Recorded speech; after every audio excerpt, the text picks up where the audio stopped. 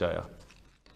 اگر ہمارے اوپر ہمارا اسی طرح کا کرونا کا ویو اس طرح کا آتا جس طرح یورپ میں، جس طرح امریکہ میں، جس طرح برازیل میں، جس طرح ہندوستان میں، بلکہ ایران میں بھی اگر اس طرح کا ویو آتا اور ہمیں ریسٹرکشنز لگانی پڑتی، لاک ڈاؤن بڑی دیر تک لگانا پڑتا، تو پہلے ہمارے معاشی حالات ٹھیک نہیں تھے، تو جو اس سے غربت پھیلنی تھی پاکستان میں اور جو مشکل حالات سے گزرنا تھا، میں اس لیے کہتا ہوں کہ ہمیں ہاتھ اٹھا کے اللہ کا شکر کرنا چاہیے کہ اس نے ہمیں اس مشکل وقت سے بچایا.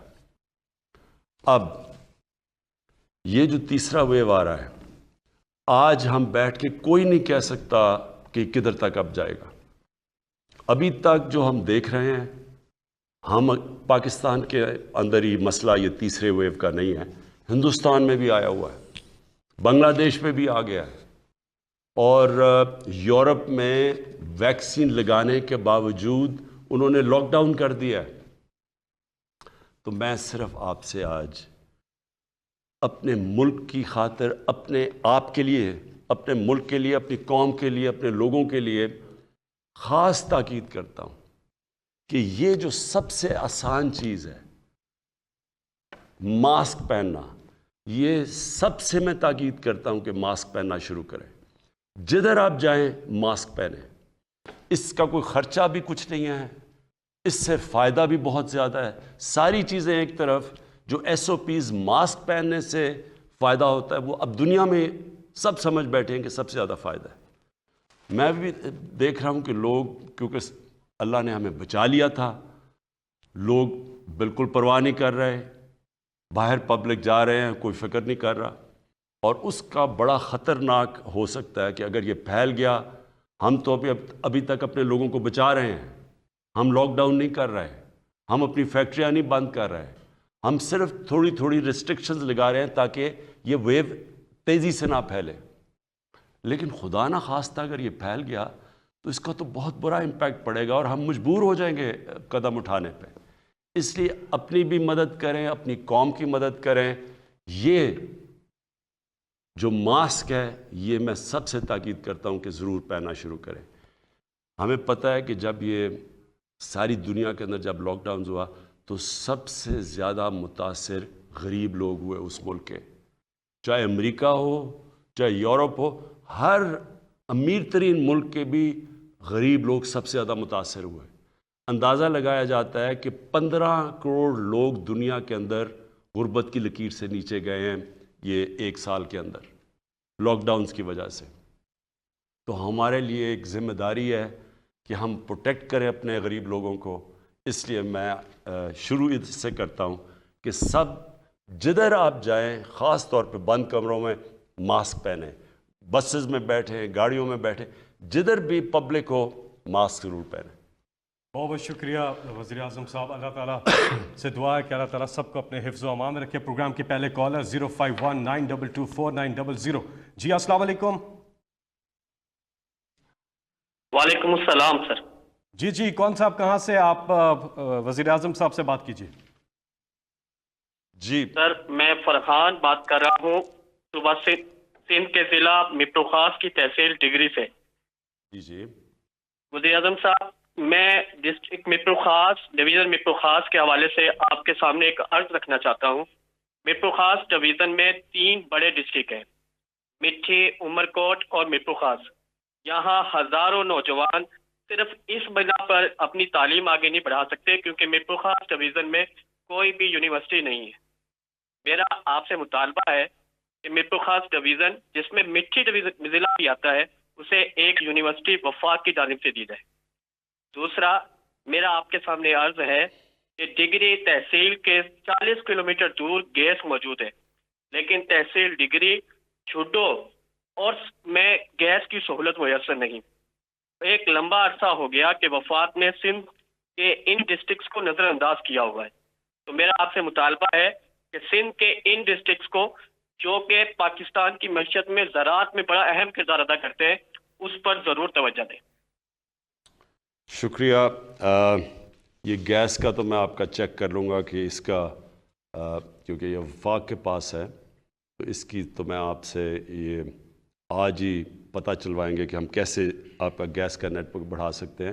صرف گیس کے اوپر میں ایک چیز کہنا چاہتا ہوں کہ پاکستان میں بدقسمتی سے کیونکہ ہم نے گیس کے کنویں اتنے نہیں کھودے جتنے کھودنے چاہیے تھے، اب ہم کھود رہے ہیں زیادہ گیس کے کنویں، تو پاکستان کے اندر جو گیس تھی اور اتنی دیر تک پاکستان گیس کے اوپر گزارا کر رہا تھا، وہ گیس نیچے جا رہی ہے۔ ہماری جو اپنے ملک میں گیس ہے وہ اب نیچے جا رہی ہے، اور جو امپورٹ کرنے والی گیس ہے جو ہم باہر سے امپورٹ کرتے ہیں، جس کو یہ LNG کہتے ہیں، اس کی اب مقدار بڑھتی جا رہی ہے۔ مسئلہ کیا ہے کہ جو باہر سے گیس آ رہی ہے وہ مہنگی ہے، حالانکہ ہم نے ایک نیا کانٹریکٹ سائن کیا ہے جس میں ہم نے پہلے جس کانٹریکٹ پہ گیس لی تھی اس سے کم قیمت پہ لے رہے ہیں، لیکن اس کے باوجود جو گیپ ہے، جتنی قیمت پہ ہم گیس خریدتے ہیں اور جتنی قیمت پہ ہم بیچ رہے ہیں، یعنی اپنے لوگوں کو، ڈومیسٹک کنزیومر کو دے رہے ہیں، اس میں بڑا گیپ آ گیا ہے، جس کی وجہ سے ہمارے قرضے اب بڑھتے جا رہے ہیں۔ اور اس کے اوپر بھی انشاءاللہ آپ کے سامنے لے کے آئیں گے کہ ہمیں کیسے اب یہ کرنا ہے کہ صرف آپ کو پتہ ہونا چاہیے صرف 27% پاکستانیوں کو گھر پہ گیس ملتی ہے، پائپڈ گیس ہے، باقی 73% پاکستانیوں کے گھروں میں گیس نہیں ہے۔ تو جو 27% پاکستانی ہیں ان کو ہم جب سستی گیس دیتے ہیں تو یہ ذہن میں ڈالیں کہ یہ جو باقی 73% پاکستانی ہیں وہ سبسڈائز کر رہے ہیں ان کے لیے، یعنی وہ اس کی قیمت ادا کرتے ہیں سستی گیس ان 27% پاکستانیوں کو دینے کے لیے۔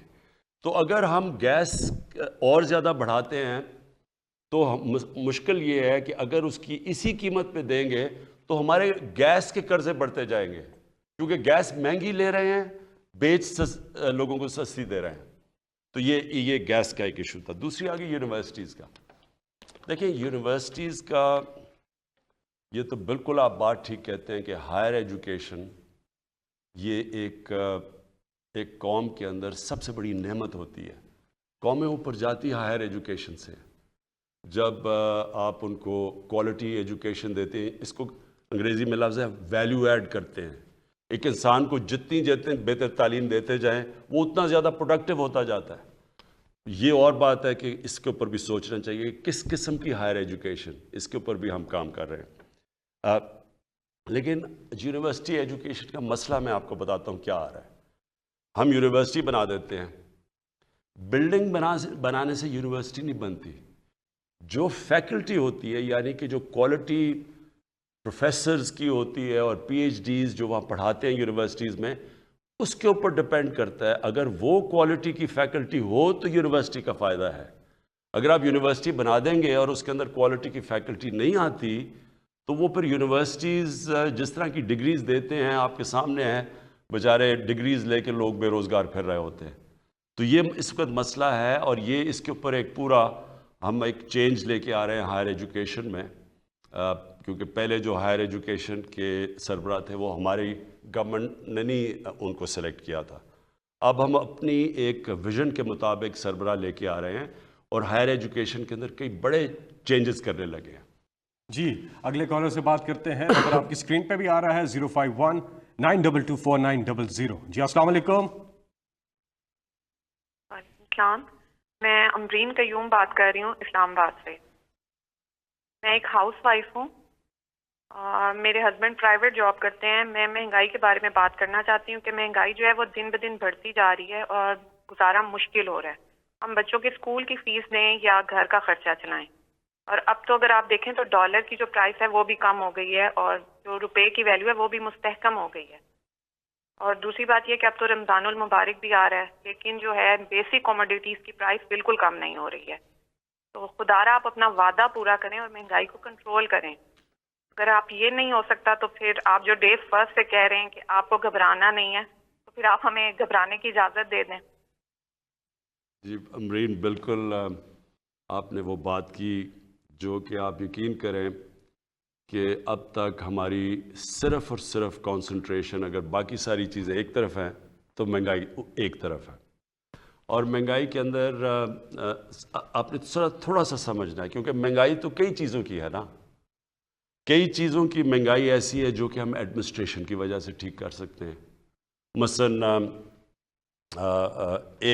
یعنی اگر ایک دکان میں ایک قیمت آ رہی ہے اور دوسری دکان اور کوئی قیمت دے رہی ہے اور چیز تو وہی ہے، تو یہاں تو ایڈمنسٹریٹو سٹیپس لے سکتے ہیں اور ہم پورا اس کے اوپر بھی زور لگا رہے ہیں.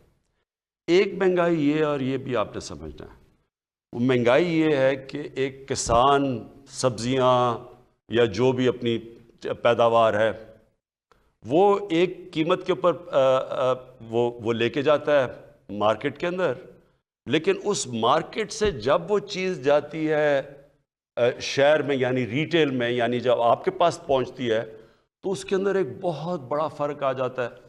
وہ کسان بیچارے کو پورے پیسے نہیں ملتے. میں نے کسانوں کو ملا جا کے، تو کسانوں نے کہا جی ہمارا تو مشکل سے خرچہ پورا ہو رہا ہے جو ہم اپنی پیداوار یا جو سبزیاں بتا رہے تھے، لیکن وہی سبزی جب وہ جا رہی ہے شہر کے اندر تو وہاں وہ دگنی سے بھی زیادہ قیمت پہ بک رہی ہے. تو جو بیچ میں مڈل مین ہے وہ بہت بڑے پیسے بنا رہا ہے. اس کا اب ہم ایک توڑ لے کے آئے ہیں اور انشاءاللہ یہ شروع بھی ہو گیا. ہم نے آہستہ آہستہ ایکسپیریمنٹ کر رہے ہیں کہ ہم ڈائریکٹلی وہ جو منڈی سے ایک اس طرح چیز کریں کہ ڈائریکٹلی وہ چیزیں جائیں گی لوگوں کے پاس اور وہ کسان کو بھی زیادہ پیسہ مل جائے گا اور جو لوگ ہیں جو شہر کے اندر لوگ ان کے لیے بھی قیمتیں کم ہو جائیں گی. یہ ایک پوری نئی چیز کر رہے ہیں کیونکہ ایک نیا سوچ لے کے آ رہے ہیں اور یہ شروع ہو گیا. لاہور میں ہم نے اب کئی جگہ شروع کیے ہیں یا اب اسلام آباد میں شروع کرنے لگے. یہ شہروں کے اندر اب ہم کرنے لگے. اس سے بھی فرق پڑے گا. ایک تیسرا طریقہ ہے، ایک تیسری وجہ ہے، وہ ہے جو میں شروع میں آپ کو کہتا ہوں کہ جب روپیہ مثلا ہمارا روپیہ اب آپ ہمارے آنے کے بعد 107 روپیہ تھا، ہمارے آنے سے پہلے روپیہ 124 تھا، لیکن اس سے 6-7 مہینے پہلے 107 کا تھا. یعنی 2018 کی شروع میں تقریباً 107 روپے کا ڈالر تھا اور وہ 2018 کے بعد وہ بڑھتے بڑھتے پہنچ گیا 160 روپے پہ. اور اب اللہ کا کرم ہے کہ ہماری اکانومی سٹیبل ہو رہی ہے تو روپیہ بھی مضبوط ہوتا جا رہا ہے. اس کا آپ کو افیکٹ آئے گا. مثلا امیجیٹلی افیکٹ تو آ گیا نا کہ ڈیزل کی قیمت گر گئی، آپ کو پیٹرول کی قیمت نیچے آ گئی، تو یہ تو آپ کو افیکٹ نظر آ گیا جب روپیہ مضبوط ہوا. لیکن اس کی جب 107 سے 150 روپے پہ بھی گیا تو اس کا افیکٹ کس کے اوپر پڑا؟ بجلی کے اوپر پڑا. آدھی بجلی بنتی ہے تیل سے، تیل ہوتا ہے امپورٹ. پھر جو بجلی کے سارے کانٹریکٹ سائن کیے گئے ہیں وہ ہیں سارے ڈالرز کے اندر، ہمارے سے پہلے کے کانٹریکٹ سائن کیے گئے ہیں. تو وہ کیونکہ ڈالر کے کانٹریکٹس ہیں وہ ایک دم اس کے اوپر بھی افیکٹ پڑ گیا. جیسے ہی ڈالر مضبوط ہوا روپیہ گرا ادھر بھی قیمت بڑھ گئی. پھر جب ڈیزل مہنگا ہوا ساری ٹرانسپورٹ مہنگی ہو گئی، ساری چیزوں کے اوپر اس کا کاسٹ چلا گیا. پھر جو باہر سے ہم چیزیں امپورٹ کرتے ہیں، باہر سے چیزیں سب سے بڑا تو جو عام لوگوں کو آپ کو افیکٹ کرتا ہے گھی.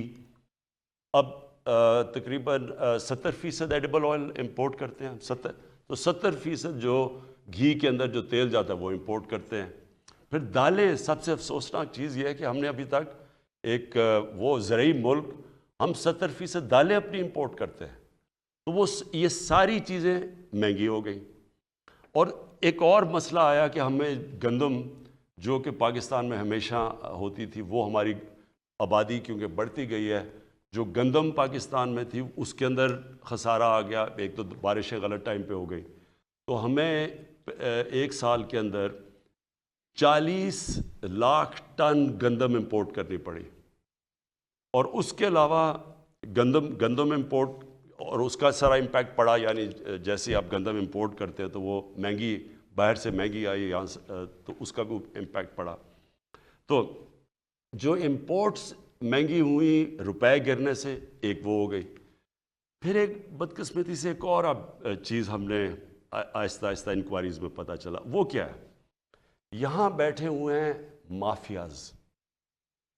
یہ امرین آپ نے سمجھنے کی بات ہے. یہاں پاکستان میں وہ لوگ بیٹھے ہوئے، قائد اعظم نے بھی ان کی بات کی تھی، جو ذخیرہ اندوزی کر کے قیمتیں اوپر بڑھاتے ہیں. یہ مافیاز بیٹھے ہوئے تھوڑے سے لوگ ہیں، یہ سٹا کھیلتے ہیں. عموماً تو چیز تب مہنگی ہوتی ہے جب اس کی سپلائی کم ہو جائے. مثلا اگر کمی ہو جائے کسی چیز کی, اگر چینی کی کمی ہو گئی تو زیادہ لوگ چینی مانگیں گے, اس کی قیمت اوپر چلی جائے گی. لیکن یہاں چینی پڑی ہوتی ہے, ذخیرے پڑے ہوتے ہیں چینی کے, لیکن قیمت اوپر جانی شروع ہو جاتی ہے. ایک وقت پہ چینی انہوں نے کہا جی اتنی زیادہ ایکسپورٹ کرو, چینی ایکسپورٹ کرنی شروع کی, وہ چینی کی قیمت اوپر چلی گئی. سو اس کا کوئی کنیکشن نہیں ہے, یہ جان بوجھ کے مافیاز بیٹھے ہیں جن کے پیچھے پہلی دفعہ پاکستان میں ہم اب جا رہے ہیں. میں یہاں شہزاد اکبر کو بلایا ہوا ہے. یہ آپ کو اصل میں کیونکہ پوری انکوائری کی گئی اس کے اوپر, ایف آئی اے نے پوری اس کے اوپر انکوائری کر کے تو رپورٹ لے کے آئے کہ کس طرح آرٹیفیشلی چینی کی قیمت اوپر کی جاتی ہے, لوگوں کا بیچاروں کا خون چوسا جاتا ہے. تھوڑے سے لوگ ہیں جو کہ کیسے اربوں اربوں اربوں روپیہ بناتے ہیں اس سے. اور یہ آٹے کے اوپر بھی ہمیں جب اس کے اوپر بھی ایک رپورٹ ہے کہ کیسے وہاں بھی ذخیرہ اندوزی کر کے تو آٹے کی قیمت اوپر لے جائی جاتی ہے. تو یہ میں صرف آپ کو اس لیے بتا رہا ہوں, اس کے مختلف طریقے ہیں. لیکن یہ آپ یقین کر لیں امبرین, گھبرانے کی آپ کو ضرورت اس لیے نہیں ہے کہ سارا وقت ہم اس کے اوپر کام کر رہے ہیں. یا تو ہمیں گورنمنٹ کو فکر نہ ہو اس کے اوپر سارا وقت ہم کوشش کر رہے ہیں کہ ہم یہ کنٹرول کریں. اس کے اوپر جو سب سے بڑی چیز ہم اب کرنے جا رہے ہیں, اس سال ایک پوری نئی ایگریکلچر کی ایک ریولوشنری پالیسی لے کے آ رہے ہیں, جس سے ہم نے اپنا سارا جو ایگریکلچر کا سیکٹر چینج کر دینا ہے. اس میں سے پہلے ہم انفارمیشن ٹیکنالوجی کا استعمال کر کے پہلے سے پتہ چل جائے گا کہ کون سے سیزن میں کس چیز کی کمی ہوتی ہے, تاکہ کسی قسم کی شارٹیج آگے سے نہ ہو, تاکہ شارٹیج کی وجہ سے قیمتیں اوپر نہ چلی جائیں. لیکن یہ میں آپ کو بتا دوں کہ اس کے اوپر پچھلے ایک سال سے یہ مختلف چیزیں کہ کیا وجہ ہے مہنگائی کے, اس کے اوپر پورا کام ہو رہا ہے. اور انشاءاللہ آپ کو ہم اس کے اوپر قابو پا کے دکھائیں گے انشاءاللہ. اللہ تعالیٰ آپ کے شامل حال ہو. اگلے کالر ہمارے ساتھ. جی السلام علیکم. السلام علیکم. جی روبینہ سہیل راجہ بول رہی ہوں, شاہپور پلگراں سے. جی حکومت کی ترجیحات میں سے حکومت کی ترجیحات میں سے 3 چیزوں کے لیے سوال کرنا چاہوں گی. صحت, ایجوکیشن اور کرپشن تھی میرا خیال ہے. تو صحت کے حوالے سے تو گورنمنٹ کے جتنے بھی ہاسپٹلز ہیں وہاں تو اب وہ پیسے لے رہے ہیں, سارے ٹیسٹ باہر سے کرا رہے ہیں, کچھ بھی وہ فری آف کاسٹ نہیں دے رہے. دوسرا, جو ڈاکٹرز پرائیویٹ جا کے کلینکس میں بیٹھتے ہیں وہ ایسی پرسکرپشن بنا کے دیتے ہیں جن سے وہ اپنے جہاں جہاں ان کے کمیشن ملتے ہیں تو وہاں سے ان کمپنیز کا نام لکھ کے دیتے ہیں, جو کہ 10 گنا مہنگی ہوتی ہیں عام دوائیاں جو جہاں سے سستی بھی مل سکتی ہیں. اور ایک تو وہ چیز ہے, وہ غریب بندہ تو بس ایسے ہی مر جائے گا. اور اس کے بعد کرپشن کا تو یہ حال ہو گیا کہ پہلے تو کہتے تھے کہ جی اتنے پیسوں میں یہ کام ہو جائے گا, اب سختی ہو گئی ہے کہ اب تو قیمت بھی بڑھ گئی ہے, مہنگائی بھی ہو گئی ہے, تو کچھ ہمارا بھی خیال کریں. تو اس کے لیے میں صرف پرائم منسٹر صاحب کو ان 2 چیزوں کے لیے بتاؤں گی. اور جو پھلگراں کا ایریا ہے, یہاں سے ہمیں بہت محنت سے آپ لوگوں کو بہت زیادہ محنت کی اور ووٹیں دی ہیں. ہم اللہ کے آسرے پہ بیٹھے ہیں, کوئی کام ہمارا نہیں ہو رہا اس ایریا میں. خود ہی جو کرتے ہیں, گلیاں بھی خود بنا رہے ہیں, پائپ لائنز بھی خود ہی ڈال رہے ہیں, کوئی ادھر آتا ہی نہیں ہے, کوئی ہے ہی نہیں ہمارا سننے والا. تو جی میں آپ کی یہ 3 یعنی آپ کے مختلف سوال ہیں. سب سے پہلے جی جو ایشو ہے اس وقت ہیلتھ سیکٹر کے اندر, یہ جو آپ کہتے ہیں کہ ڈاکٹرز چارج کرتے ہیں زیادہ, وہ یعنی وہ جو پرسکرپشن دیتے ہیں کہ ایک ہی جا کے فارمیسی سے لوگوں سے سمجھوتا ہوا ہوتا ہے, یہ ٹھیک آپ باتیں کہہ رہی ہیں. میں پہلے آپ کو بتا دوں کہ آپ کو اندازہ نہیں ہے کہ جو ہیلتھ سیکٹر ہے اس کے اندر جتنا بڑا انقلاب آ رہا ہے, یہ پاکستان کو چینج کر دے گا بالکل. وہ کیسے آ رہا ہے؟ وہ آ رہا ہے ہیلتھ کارڈ کی وجہ سے. ہیلتھ کارڈ ہے کیا؟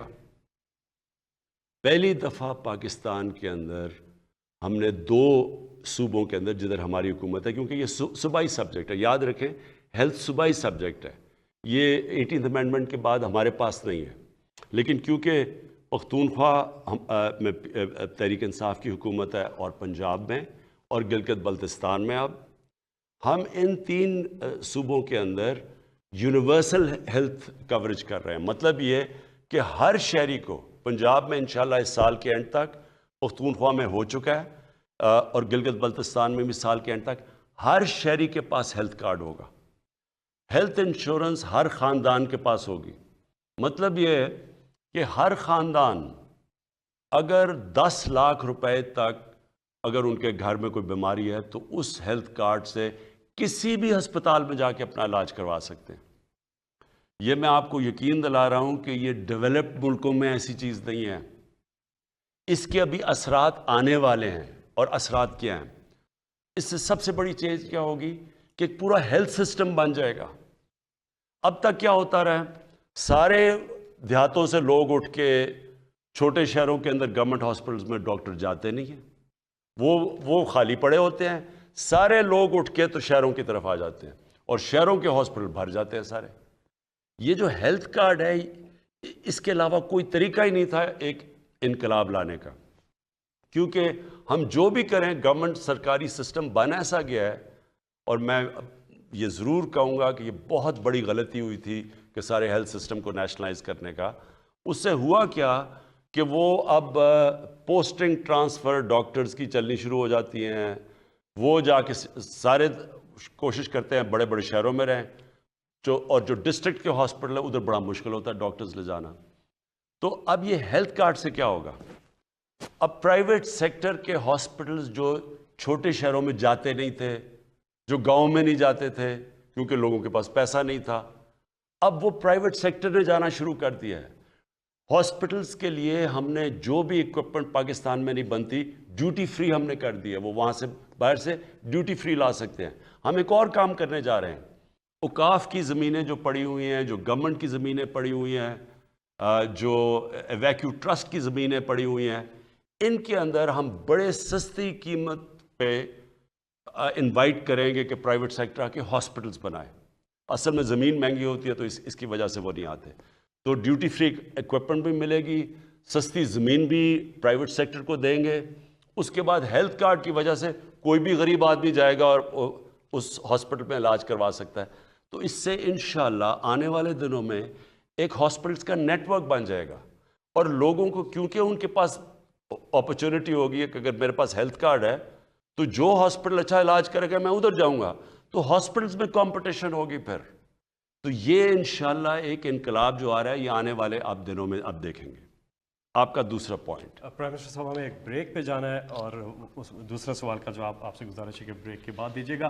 آپ کی کالز کا سلسلہ جاری ہے. ہم چھوٹا سا ایک وقفہ لیں گے، وقفے کے بعد پھر حاضر ہوتے ہیں.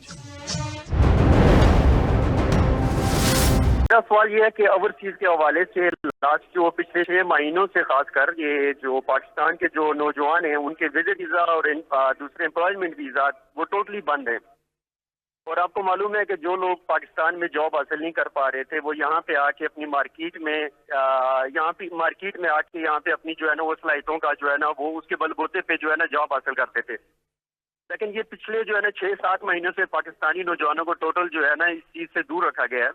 کیا گورنمنٹ کوئی ایسی پالیسی بنا رہی ہے، گورنمنٹ کے ساتھ ایسا UAE کے ساتھ کچھ بات چل رہی ہے کہ کم از کم یہ جو ہے نا وزٹ ویزا یہاں کے جو ہے نا اوپن ہو جائیں؟ اور جی دیکھیں، جو کرونا کے بعد نا ایک بڑی دنیا میں ڈسرپشن آئی ہے. پہلے تو میں یہ آپ کو بتا دوں کہ کرونا کا جو پاکستان جس طرح کرونا سے اب تک نکلا ہے، یہاں حماد بیٹھے ہوئے ہیں، میں یہ چاہوں گا بعد میں کہ صرف یہ آپ کو بتائیں کہ دنیا کے اندر کس طرح کی تباہی مچی ہے کرونا کی وجہ سے. یہ ہندوستان میں کس طرح کی تباہی مچی ہے کہ یہ جو آج ہندوستان کے حالات ہیں، جو ان کی ہر طرح معیشت کی تباہی ہوئی ہے، اس کے مقابلے میں پاکستان تو وہ چند ملکوں میں سے ہے جو اس سے نکل گیا. تو پہلے تو میں اس کے بعد میں بات کروں گا معیشت کی. لیکن جو ٹریول کے اوپر بھی آیا اور پھر UAE اور پھر سعودی عربیہ کے اندر مشکلات آئیں، مجھے پوری طرح پتہ اپنے لوگوں کو. میں آپ کو یقین دلاتا ہوں کہ میری ان سے بھی شیخ محمد بن زاہد UAE والے سے بھی ان سے بھی بات ہو چکی ہے، اور میں نے پرنس محمد بن سلمان سے بھی بات کر چکا ہوں. تو انشاءاللہ آپ فکر نہ کریں، ہم کوشش کریں گے کہ آپ کے لیے جو مشکلات ہیں، آپ ہمارے اثاثہ ہیں، جو لوگ وہاں جا کے کام کرتے ہیں اور پھر پیسے بھیجتے ہیں اور ریکارڈ ریمیٹنسز آ رہی ہیں باہر سے، یہ ہمارے خاص لوگ ہیں. تو آپ فکر نہ کریں کہ پہلے بھی بات کر چکا تھا، لیکن یہ مسئلے آئے ہیں اس کے بعد اور انشاءاللہ اس کی بات کریں گے. اس سے پہلے روبینہ آپ نے بات کی تھی کرپشن کی، اور آپ نے کہا تھا کہ لوگ کہہ رہے ہیں کہ جی پہلے اب سختی ہے تو کرپشن اور بڑھ گئی ہے. دیکھیں روبینہ، ایک بڑے غور سے میری آپ نے بات سننی ہے.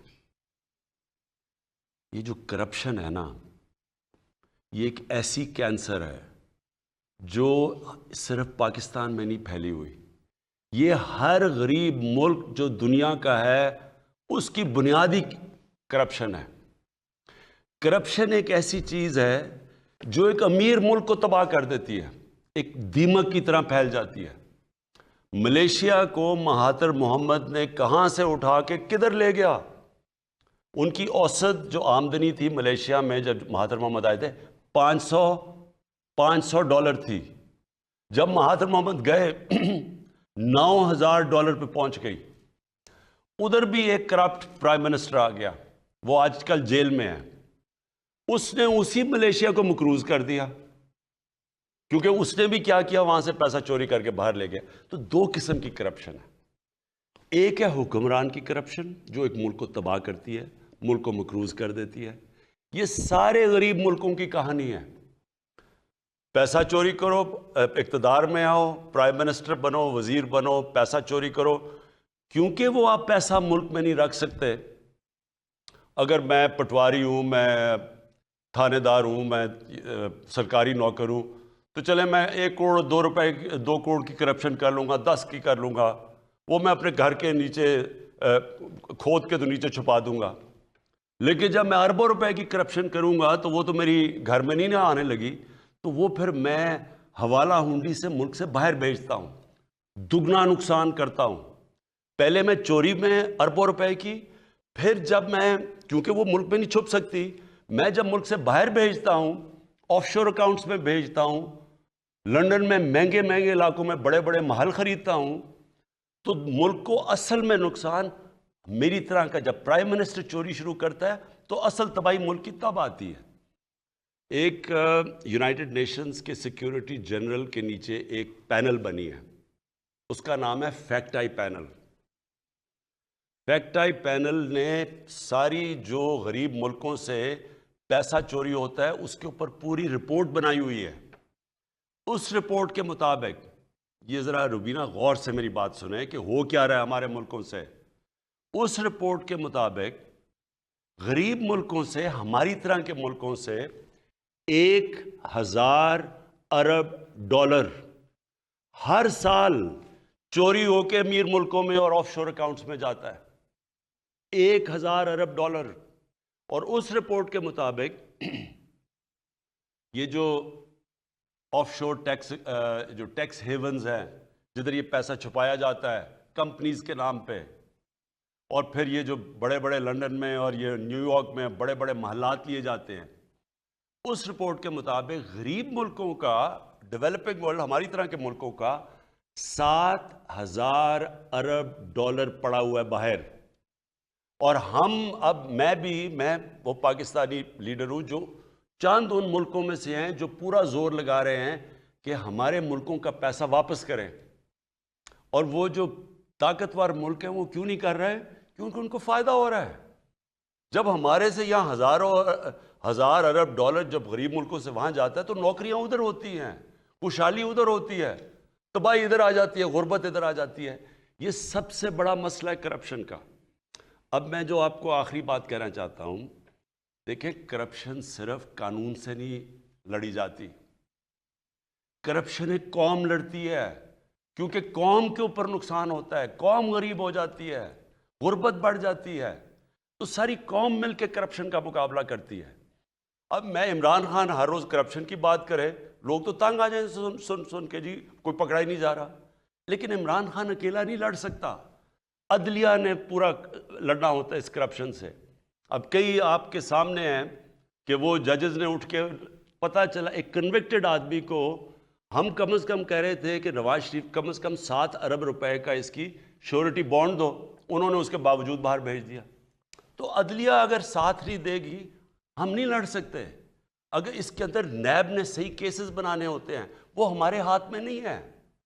اس کے اندر معاشرہ لڑتا ہے. اور وہ کیسے لڑتا ہے؟ میں آپ کو مہذب معاشروں کی بات کر رہا ہوں, وہ کیسے کرپشن کی جنگ جیتے ہیں. سنگاپور کے اندر ایک ان کے وزیر نے جب کرپشن کی تو اس کو جب پکڑا گیا اس نے خودکشی کر لی. اس لیے اس نے خودکشی کی کہ معاشرے میں اس کی جگہ ختم ہو گئی. یہاں بڑے بڑے کرپٹ لوگوں کو ان کو ایسے شادیوں پہ بلایا جاتا ہے جیسے کوئی وی آئی پیز آ رہے ہیں. سارے لوگ ان کو ایسے مل رہے ہیں جیسے کہ وہ انہوں نے پتہ نہیں کشمیر فتح کر لیا ہے. لوگ ان کو جب برائی نہیں سمجھیں گے تو کیا آپ کا خیال ہے قانون بنانے سے کرپشن ختم ہو جاتی ہے؟ کیوں پٹواری نہیں کرپشن کرے گا؟ کیوں نہیں کوئی اور رشوت لے گا؟ جب معاشرے میں وہ دیکھ رہے ہیں کہ اوپر بڑے بڑے کرپٹ لوگوں کو وہ جیل سے نیب سے نکل رہے ہیں ان کے اوپر پھول پھینک رہے ہیں جو انہوں نے کوئی بہت بڑا مارکا مارا ہے. کہنے کا مطلب یہ ہے روبینہ, یہ جنگ انشاءاللہ ہم نے جیتنی ہے. ہم نے جیتنی اس لیے ہے کہ پاکستان کی سروائیول اس جنگ میں ہے. یہ جو آج کل جنگ لڑی جا رہی ہے رول آف لا کی, قانون کی بالادستی کی جنگ ہے. ایک وہ لوگ ہیں جو کہتے ہیں جی ہم قانون کے اوپر ہیں, ہمیں جرت کیسے ہوئی پاکستان کے قانون کی کہ ہمارے اوپر ہاتھ ڈالو. وہ جا کے مظاہرے کر رہے ہیں, سب اکٹھے ہو رہے ہیں کہ جی اس کی گورنمنٹ گراؤ عمران خان کی, اس سے برا آدمی کوئی نہیں آیا. کیا جنگ چل رہی ہے؟ عمران خان کا کیا قصور ہے کہ جی این آر او نہیں دے رہا؟ ان کے جو پہلے ہمیشہ ان سے ہوتا رہا ہے, جس کی وجہ سے آج یہ ملک نیچے گرا ہوا ہے, ہمیشہ ان لوگوں کے لیے ایک قانون اور عام بیچارے غریب آدمی کے لیے دوسرا قانون. یہ نبی صلی اللہ علیہ وسلم نے یہ جب کہا تھا کہ تمہارے سے پہلے بڑی قومیں تباہ ہوئیں, ایک غریب کے لیے اور ایک امیر کے لیے قانون, یہ وہ دنیا کے سب سے عظیم لیڈر تھے. اور انہوں نے جو مدینہ کی ریاست تھی اس کے اوپر دنیا کا سب سے عظیم سویلائزیشن کھڑا ہوا تھا, اس کی بنیاد رکھی گئی تھی رول آف لا پہ. یہ جو چینی مہنگی, یہ جو چیزیں مہنگی ہو رہی ہیں, یہ تو ایک بیماری کے سمٹمز ہیں. اصل ایشو رول آف لا ہے. جب مدینہ کی ریاست سنبھالی گئی تو کیا وہاں دودھ کی نہریں بہہ گئی تھی؟ کیا ایک دم خوشحالی آ گئی تھی؟ ذرا تاریخ تو اٹھا کے دیکھیں کہ کس طرح انہوں نے 5-6 سال کن حالات کے اندر سروائیو کیا, کس طرح انہوں نے 2 جنگوں کے اندر امہ تباہ ہونے لگی تھی. لیکن جو بنیاد رکھی گئی تھی وہ قانون کی بالادستی, عدل اور انصاف پہ رکھی گئی تھی. تو یہ جو پاکستان میں آج جنگ چل رہی ہے یہ قانون کی بالادستی کی جنگ ہے.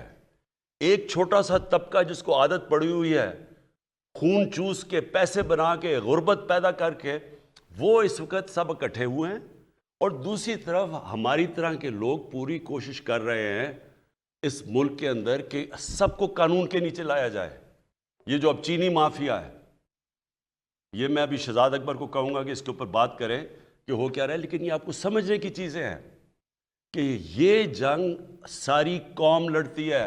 اکیلا عمران خان یہ جنگ نہیں جیت سکتا, ہم سب نے مل کے فیصلہ کرنا ہے. اور اگر چین جو سب سے تیزی سے دنیا میں آج آگے بڑھ رہا ہے, 450 وزیروں کو پچھلے 7 سالوں کے اندر انہوں نے جیلوں میں ڈالا ہے, 450 وزیروں کو.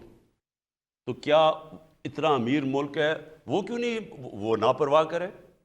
ان کو پتہ ہے, ان کے لیڈر کو پتہ ہے کہ اگر آپ نے ملک کو بچانا ہے, تکڑا کرنا ہے, خوشحال کرنا ہے, تو اوپر سے کرپشن کے اوپر ہاتھ ڈالا جاتا ہے, نیچے باغ کے پھر پٹواری وہ سب خود ہی ٹھیک ہو جاتے ہیں.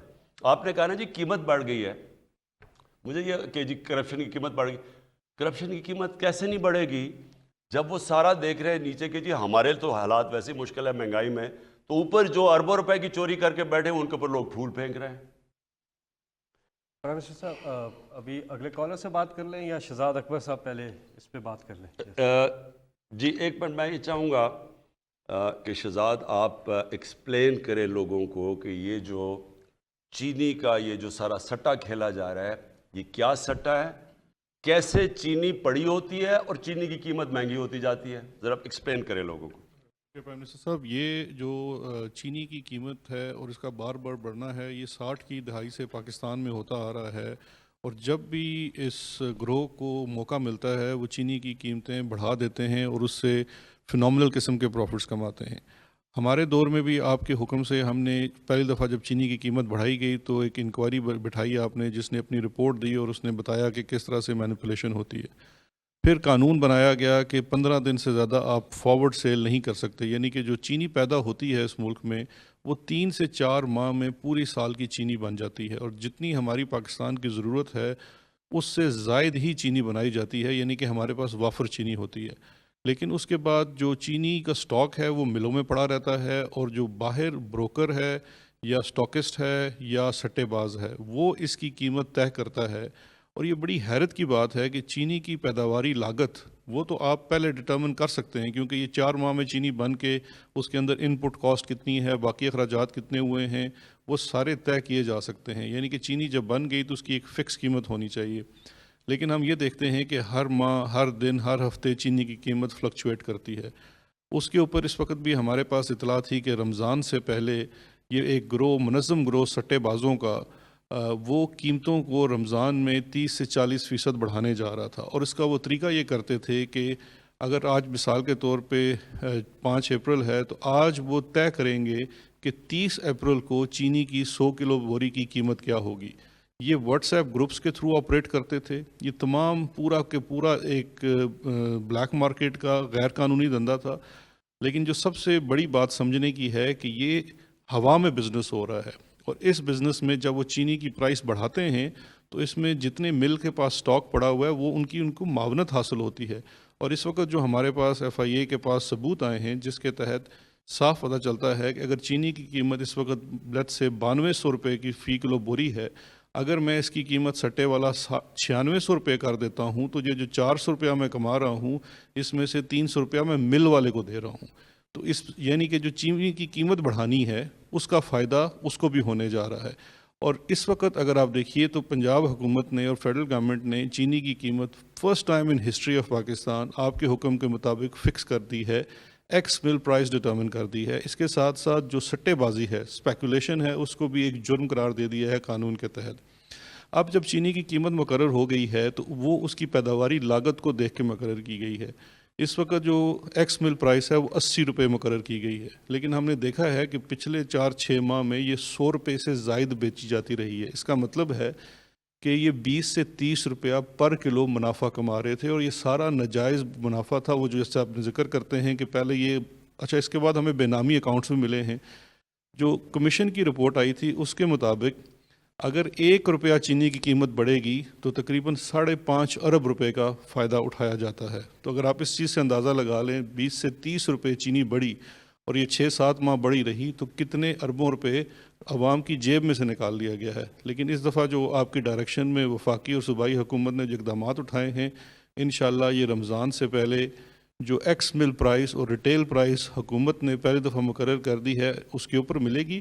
اور یہ جو سٹے بازوں کا 40 سے 50 لوگ ہیں ان ٹوٹل، 10 بڑے گروہ ہیں، کل افراد 40 ہیں، پورے نظام اور ملک کو ہاسٹیج بنایا ہوا تھا۔ وہ تمام لوگ بے نقاب ہو گئے ہیں، ان کے خلاف کیسز داخل ہو گئے ہیں، اور وہ باقاعدہ ثبوت ملے ہیں کہ کس طرح سے اربوں روپے کی منی لانڈرنگ بھی کی جا رہی تھی اسی آڑ میں۔ دیکھیں، میں اپنی قوم کے سامنے اب یہ رکھنا چاہتا ہوں، یہ اب سے نہیں ہو رہا، یہ پاکستان میں پچھلے 50-60 سالوں سے یہی ہو رہا ہے، کیونکہ یہ طاقتور لوگ ہیں، اور یہ جب طاقتور جس کے پاس وسائل زیادہ ہیں جب وہ کرپشن کرتا ہے تو اس کی کرپشن اربوں میں جاتی ہے۔ جدھر ابھی انہوں نے بات کی کہ 1 روپے بڑھتی ہے تو 5.5 ارب روپے کا فائدہ ہوتا ہے، 1 روپے چینی کے بڑھنے سے 5.5 ارب، تو یہ جب 26 روپے 27 روپے جب چینی بڑھتی ہے تو آپ سوچ لیں کہ تھوڑے سے لوگوں کو کتنا پیسہ کا فائدہ ہوتا ہے۔ کون مارا جاتا ہے؟ عام لوگ، خاص طور پہ جو غریب لوگ ہیں ان کے لیے تو، ان کے بچوں کے لیے، سب کے لیے، ان کی تو سب کچھ، یعنی باقی روٹی تو کھانی ہوتی ہے، چینی ان کے لیے اب کیا ایک ایسی چیز ہے کہ اس کے بغیر وہ، بلکہ وہ چائے پیتی چینی کے لیے ہیں، چائے کا اتنا نہیں ہوتا جتنی چینیاں ہوتی ہیں۔ تو سوچیں کہ ان لوگوں کو، उन बेचारे लोगों के खून चूस के तो ये पैसे बनाते हैं। और आज तक क्यों नहीं कोई इनको हाथ लगा सका? क्योंकि ताकतवर हैं और इनका इन्फ्लुएंस सारी पार्टीज के ऊपर है। अब ये पहली दफ़ा पाकिस्तान में ये हुआ है कि इन लोगों के ऊपर हमने ये हाथ डाला गया, इंक्वायरी करवाई। कभी पहले इंक्वायरी नहीं होने दी, इन्होंने पूरी कोशिश की अदालतों में जाके रोकने के लिए इंक्वायरी। कभी पहले ये नहीं हुआ कि इंक्वायरी भी हुई। पहले कंपटीशन कमीशन एक इदारा था, उन्होंने इनको आज से 11 साल पहले फाइन किया था, वो स्टे ऑर्डर पे चल रहा था अब तक। वो भी उन इदारों के अंदर भी इनके लोग घुसे हुए हैं। तो ये पहली दफ़ा है आपको ये शोर आएगा, आपको हर किस्म की चीज़ें आएंगी कि जी ये कोई विक्टिमाइजेशन है, ये कुछ है। सिर्फ़ और सिर्फ मैं आपको सबके सामने, हमने क्या चीज़ देखी, हमने जब शुगर मिल्स पे जाने लगे कि कौन सी शुगर मिल्स का 50% शेयर है मार्केट का, जिनका बड़ा बड़ा शेयर था उनके ऊपर इन्वेस्टिगेशन की। यकीन करें कि ये जो अब पहली दफ़ा कदम उठाया जा रहा है, इसका सिर्फ मकसद ये है कि पाकिस्तान की अवाम को महंगाई से प्रोटेक्ट किया जाए। जी बहुत बहुत शुक्रिया। आप सब बात कर सकते हैं वज़ीर आज़म पाकिस्तान से 051-9224900 इस नंबर पे जो आपकी स्क्रीन पर भी आ रहा है। इससे कोई फ़र्क नहीं पड़ता कि आपका किसी भी पॉलिटिकल पार्टी से ताल्लुक़ है, आप भी कॉल कर सकते हैं, नून लीग के, पीपल्स पार्टी के, बल्कि मरियम अगर चाहें वो भी, बिलावल चाहें वो भी कॉल कर सकते हैं, लेकिन उन्हें एनआरओ नहीं मिलेगा। लेकिन हम अगले कॉलर से आप बात करते हैं। जी अस्सलाम वालेकुम। अस्सलाम वालेकुम रहमतुल्लाह बरकातहू। आप प्राइम मिनिस्टर पाकिस्तान बोल रहे हैं जी? जी मैं सुन रहा हूँ आपको। आप प्राइम मिनिस्टर? जी सर मैं गुजारिश करना इसलिए दोबारा किया, माफ करना कि ये ऐसा पहली दफा हुआ। तो 71 साल उम्र है, तो दौर से लेकर नवाज शरीफ तक आज जितने प्राइम मिनिस्टर मैंने देखे, उनके साथ सपोर्टर वोटर भी रहा, लेकिन किसने मुझे काम को अटेंड करना, किसी ने अटेंड भी नहीं किया। आप पहले प्राइम मिनिस्टर हैं जिन्होंने मुझे कॉल का मौका दिया। मेरी आज हालत यह है कि मेरी आंखों में आंसू हैं, दिल मेरा बाहर जा रहा है, और मैं मजमे जो बैठा हुआ है मेरे साथ ये देख रहा है मेरी हालत। अल्लाह आपकी उम्र दराज करे और मेरी उम्र भी आपको लगाए।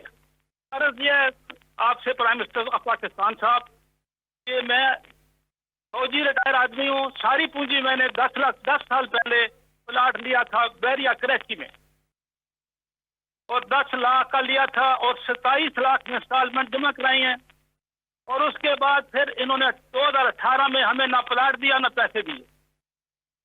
उसके बाद सर हमने सुप्रीम कोर्ट पे रुजू किया, सुप्रीम कोर्ट ने भी हमारे हक में फैसला दे दिया और 2 दफा इसको खुल दिया कि फौरी तौर पर पैसे इनके वापस करो। हजरत इन्होंने उसको भी चकमा दिया और फरमाया कि जाओ जाकर फाइल क्लोज करो और पैसे ले लो। आज 1.5 साल हो गए हैं, हम रसवा हो रहे हैं सड़कों के ऊपर। जी मैं आपका पूरा नोट कर लेना प्लीज़, इनका नाम पता सब कुछ। इंशाल्लाह मैं ये आपके लिए पूरी हमारी गवर्नमेंट अब कोशिश करेगी आपको प्लॉट आपका या आपको पैसे वापस दिलवाने का। लेकिन मैं आपके सामने एक चीज़ कहना चाहता हूँ, जो सबसे बड़ा हमारे मुल्क में इस वक्त अज़ाब है लोगों के लिए, वो है कब्ज़ा माफिया। और ये कब्ज़ा माफिया अज़ाब क्यों बना हुआ है? क्योंकि कब्ज़ा माफिया हुक्मरानों के साथ मिलके कब्ज़े करता है। वो कैसे करता है? क्योंकि कब्ज़ा माफिया कभी चल ही नहीं सकता जब तक पुलिस की उसको प्रोटेक्शन ना हो और जब तक गवर्नमेंट के लोग उसके साथ ना मिले हों। आपको मैं अभी फिगर्स दूंगा कि हमने 2.5 सालों के अंदर पंजाब के अंदर इस्लामाबाद में कितने अरबों की ज़मीन जो गवर्नमेंट की ज़मीन थी जिसके ऊपर कब्ज़े हुए वो छुड़वाई है। मुझे अगर बाद में मुझे फिगर दे देना तो मुझे 450 अरब रुपए की हमने सरकारी ज़मीन छुड़वाई है कब्ज़ा माफिया से, 450 अरब रुपए की। और ये कब्ज़ा माफिया क्यों मुश्किल होता है इसको हाथ लगाना? क्योंकि इसको गवर्नमेंट मिली होती है साथ। ये क्यों हमने 450 अरब रुपए की ज़मीन छुड़वाई है? क्योंकि पहली दफ़ा है कि गवर्नमेंट इनकी पुश्त पे नहीं है, लेकिन उसके बावजूद भी ये बड़े ताकतवर लोग हैं। एक लाहौर का जो कब्ज़ा माफिया सबसे बड़ा, आपके सामने उनको एक पूरी पॉलिटिकल पार्टी की बैकिंग थी, उसको उसके ऊपर सरकारी ज़मीन छुड़वाई है उससे। अरबों रुपए की, और उसके साथ उनकी एक पॉलिटिकल पार्टी की सरबराह उसके साथ तस्वीरें खिंचा रही है। देखें, ये जो हमारी स्ट्रगल चल रही है, ये सारे वो क्रिमिनल एलिमेंट है जो सब इकट्ठा हो गया है। और कब्जे सिर्फ उन्होंने नहीं किए, कब्जे ग्रुपों ने, पॉलिटिकल लोगों ने, एमएनएस ने, वजीरों ने कब्जे किए हुए हैं अरबों रुपए की सरकारी ज़मीनों के ऊपर। और ये हर रोज़ चल रहा है हमारा काम। अभी पंजाब के अंदर जो ड्राइव चल रही है सबके सामने चल रही है। किसी ने भी, मैं आज इस टीवी से कह रहा हूँ, कोई भी मेरा सिटीजन पोर्टल है उसके ऊपर मैं ख़ास तौर पे आज कह रहा हूँ, किसी को पता चला कि सरकारी ज़मीन या किसी की ज़मीन के ऊपर किसी कब्ज़ा ग्रुप ने कब्ज़ा किया हुआ है, फौरी तौर के ऊपर हमें कांटेक्ट करें। मैं आपको यकीन दिलाता हूँ कि हम उनके पूरी तरह पीछे जाएंगे। जो सबसे ज़्यादा जुल्म होता है इस मुल्क में ओवरसीज़ पाकिस्तानी से, वो बेचारे अपने मेहनत करते हैं, मुल्क का फ़ायदा 18-18 घंटे काम करते हैं, पैसे बचाते हैं, वो फिर जाके जिस तरह इन्होंने भी बात की, वो ज़मीन खरीद छोटा सा प्लॉट लेते हैं कि जी अब मैं आपको एक घर बनाऊंगा। वहाँ आते हैं तो इतना इनका ऑर्गेनाइज्ड नेटवर्क है, ये एकदम पहचान जाते हैं कि ये बाहर लोग रहते हैं, तो ये सही तरह ध्यान नहीं रख, उसके ऊपर कब्जा कर लेते हैं, और वो बेचारे उनकी सारी मेहनत चली जाती है। तो ये हमने तो पूरी जंग अनाउंस की हुई है कब्जा माफिया के खिलाफ। जी बहुत बहुत शुक्रिया वज़ीर आज़म साहब। अगले कॉलर हमारे साथ। जी अस्सलाम वालेकुम। वालेकुम सलाम वरहमतुल्लाहि वबरकातुहू। जी जी, कौन साहब कहाँ से बात कर रहे हैं आप? मुखातिब हैं इमरान खान साहब वज़ीर आज़म से। मेरा नाम नंबरदार महफूजुल्लाह मुगल, जिला जामर, जिला स्थगनैर से मुखातिब हूँ सर। जी जी, मेरा वज़ीर आज़म पाकिस्तान मोहतरम इमरान खान साहब से 2 सवाल हैं सर। जी हेलो। जी जी, सुन रहा हूँ आपसे। मेरा पहला सवाल ये है मोहतरम वज़ीर आज़म साहब, चूँकि द्यामर बादशाह डैम एक मेगा प्रोजेक्ट है, यहाँ के मुकामी लोगों का पाकिस्तान की तरक्की और खुशहाली के लिए अपने आबा व अजदाद के घरों, कब्रों, ज़मीनों को कुर्बान किया है। अब इस वक्त 2007 के सर्वे के मुताबिक डीसी द्यामर साद बिन असद की ज़ेर निगरानी में बेहतरीन अंदाज में रीसेटलमेंट प्रोसेस चल रहा है। सर, हमारा कबायली सिस्टम है, एक चारदीवारी के अंदर 5 से 6 भाई इकट्ठे रहते हैं, जॉइंट फैमिली सिस्टम है। 2007 में सर्वे होता है, 14 साल बाद 2021 में रीसेटलमेंट पेमेंट होता है। क्योंकि 5 भाइयों में एक भाई को उसी चोला में पैकेज में नाम आता है, 4 भाई उससे महरूम होते हैं। अब बताया जाए सर, जो 4 भाई जिनके 30-35 फैमिली उन पर मुश्तमिल है, तो अब उनका नाम रीसेटल में नहीं है, तो वो कहाँ जाएंगे? मैं आपका नाम भी नोट कर लूँगा। मैं जनरल मुजम्मल से इसकी पूरी आपके साथ उन डिटेल्स शेयर कर दूँगा। मैं आपको यकीन दिलाता हूँ कि मेरी हुकूमत के अंदर जो सबसे ज़्यादा हमारा वीआईपी है वो आप जैसे आम लोग हैं। हमने सारी मेरी पॉलिसीज़ बनती हैं कि मैं किस तरह आप जैसे लोगों की हिफाजत कर सकूं। मेरी जो सारी इस वक्त स्ट्रगल वो ये एक ही है कि ये जो एलीट कैप्चर है, ये लफ्ज़ सुन लें, एलीट कैप्चर, एक छोटा सा तबका नहीं जो भी आप सुन रहे हैं चीनी माफिया, ये छोटे से तबके ने मुल्क की सारे वसाइलों को कब्ज़ा किया हुआ है। फ़ायदे भी इनको होते हैं, सब कुछ इनको, ये बड़ी बदकिस्मती है हमारी। इंशाअल्लाह मैं आपको इसकी पूरी कॉम्पनसेशन दिलवाऊंगा। ये जो द्यामीर बादशाह डैम है, ये पाकिस्तान का बहुत बड़ा असासा है। इससे इंशाअल्लाह हमारे मुल्क में पानी का इजाफा होगा, क्योंकि हम पानी की रेजर्वायर बनेगा। जो आज हालात हैं, मैं आपको ये बता दूं कि हिंदुस्तान में हमारे से दुगना पानी अवेलेबल है। स्वाय मिस्र के सारी दुनिया में हमारे से ज़्यादा पानी आगे उनके पास अवेलेबल, यानी जो पानी उनके पास है, पानी की जो अवेलेबिलिटी है। हम इस वक्त मिस्र के बाद वो मुल्क हैं जिधर सबसे कम पानी है। इसलिए ये बड़ी डैम, ये जो बन रहे 50 साल के बाद बड़ी डैम बन रही है, ये बादशाह डैम और दूसरी ममन डैम, ये सिर्फ 2 डैम्स थी पाकिस्तान की तारीख में, अब ये 2 और बन रही हैं। और उसके बाद पूरे हमारा प्रोग्राम है मुसलसल कैसे हमने अब पानी बचाना आने वाली हमारी नस्लों के लिए, तो वो भी पूरा प्रोग्राम बना हुआ है। लेकिन मैं आपको यकीन दिलाता हूँ कि जो लोग भी डिसलॉज होंगे ان کو ہم پوری طرح کمپنسیٹ کریں گے۔ وزیر اعظم صاحب، ہزاروں کی تعداد میں لوگ کالز کرنے کی کوشش کر رہے ہیں 05192249000 پہ۔ آپ کی اگر اجازت ہو تو ہم پروگرام کا دورانیہ ویسے تو 1 بجے ختم ہونا تھا، لیکن جس تعداد میں لوگ کالز کر رہے ہیں تو اگر آپ کی اجازت ہو تو ہم اس کا ٹائم ایکسٹینڈ کر دیں تاکہ زیادہ سے زیادہ لوگ آپ سے بات کر سکیں، سوالات پوچھ سکیں۔ یہاں پہ وقت ہوا ایک وقفے کا، اب یہ پروگرام جو ہے 1 بجے ختم نہیں ہوگا، یہ جاری رہے گا، آپ ہمارے ساتھ رہیے گا۔ وقفے کے بعد آپ سے دوبارہ ملاقات ہوگی۔ اجازت لیے بغیر کام شروع کر دیا انہوں نے۔ کون سی سوسائٹیز بن بھی گئی ہیں اور اللیگل ہیں؟ اللیگل کا مطلب کہ جب آپ سوسائٹی جب آپ کی اللیگل بن جاتی ہے تو اس کے لیے نہ گیس آپ دے سکتے ہیں، نہ ان کو بجلی دے سکتے ہیں، لیگلی تو نہیں دے سکتے، تو وہ پھر وہ بن جاتی ہیں کیونکہ وہ این او سیز نہیں لیتی، اجازت نہیں لیتی۔ تو اب ہم کر کیا رہے ہیں، میں آپ کو ذرا سمجھا دوں کہ اور مجھے پتہ ہے کہ عوام کو سب سے زیادہ تکلیف یہاں ہوتی ہے۔ سب سے پہلے ہم نے اب فیصلہ کیا کون سی سوسائٹیز لیگل ہیں، اور وہ کوئی 30-40 اب تک تو ہم نے دیکھا ہے، ایل ڈی اے میں بھی چیک کر رہے ہیں، وہ سی ڈی اے میں بھی کر رہے ہیں، پشاور میں بھی کروا رہے ہیں، جدھر ہماری حکومتیں ہیں۔ اب جو لیگل ہیں وہ کم ہیں، جو انلیگل ہیں وہ زیادہ ہیں۔ انلیگل کا پرابلم یہ ہوتا ہے کہ وہ ریگولیٹڈ نہیں ہوتی، اور کئی جگہ فراڈ ہوتا ہے، زمین دکھا دیتی ہیں، زمین ہوتی نہیں ہے، پیسے لے کے باہر بھاگ جاتے ہیں، جس طرح بڑے فراڈز ہوئے ہیں۔ اور اس کے اندر کیونکہ طاقتور لوگ ہوتے ہیں، اس میں پولیٹیشنز انوالوڈ ہو جاتے ہیں، ان کی پشت پیسے دے دیتے ہیں لوگوں کو، تو ہوتا کیا ہے کہ وہ بیچارہ عام لوگ مارے جاتے ہیں۔ تو سب سے پہلے اب کوشش ہو رہی ہے پاکستان میں، ہماری یہ جو جدھر ہماری حکومتیں ہیں، کہ پتہ چلوایا جائے کہ لیگل کون سی ہیں، کون سی انلیگل ہیں، ان کو ریگولرائز کرنا ہے، کس کو کرنا ہے، اور کون سی ایسی ہیں جن کو ہم نے بالکل اجازت نہیں دینی۔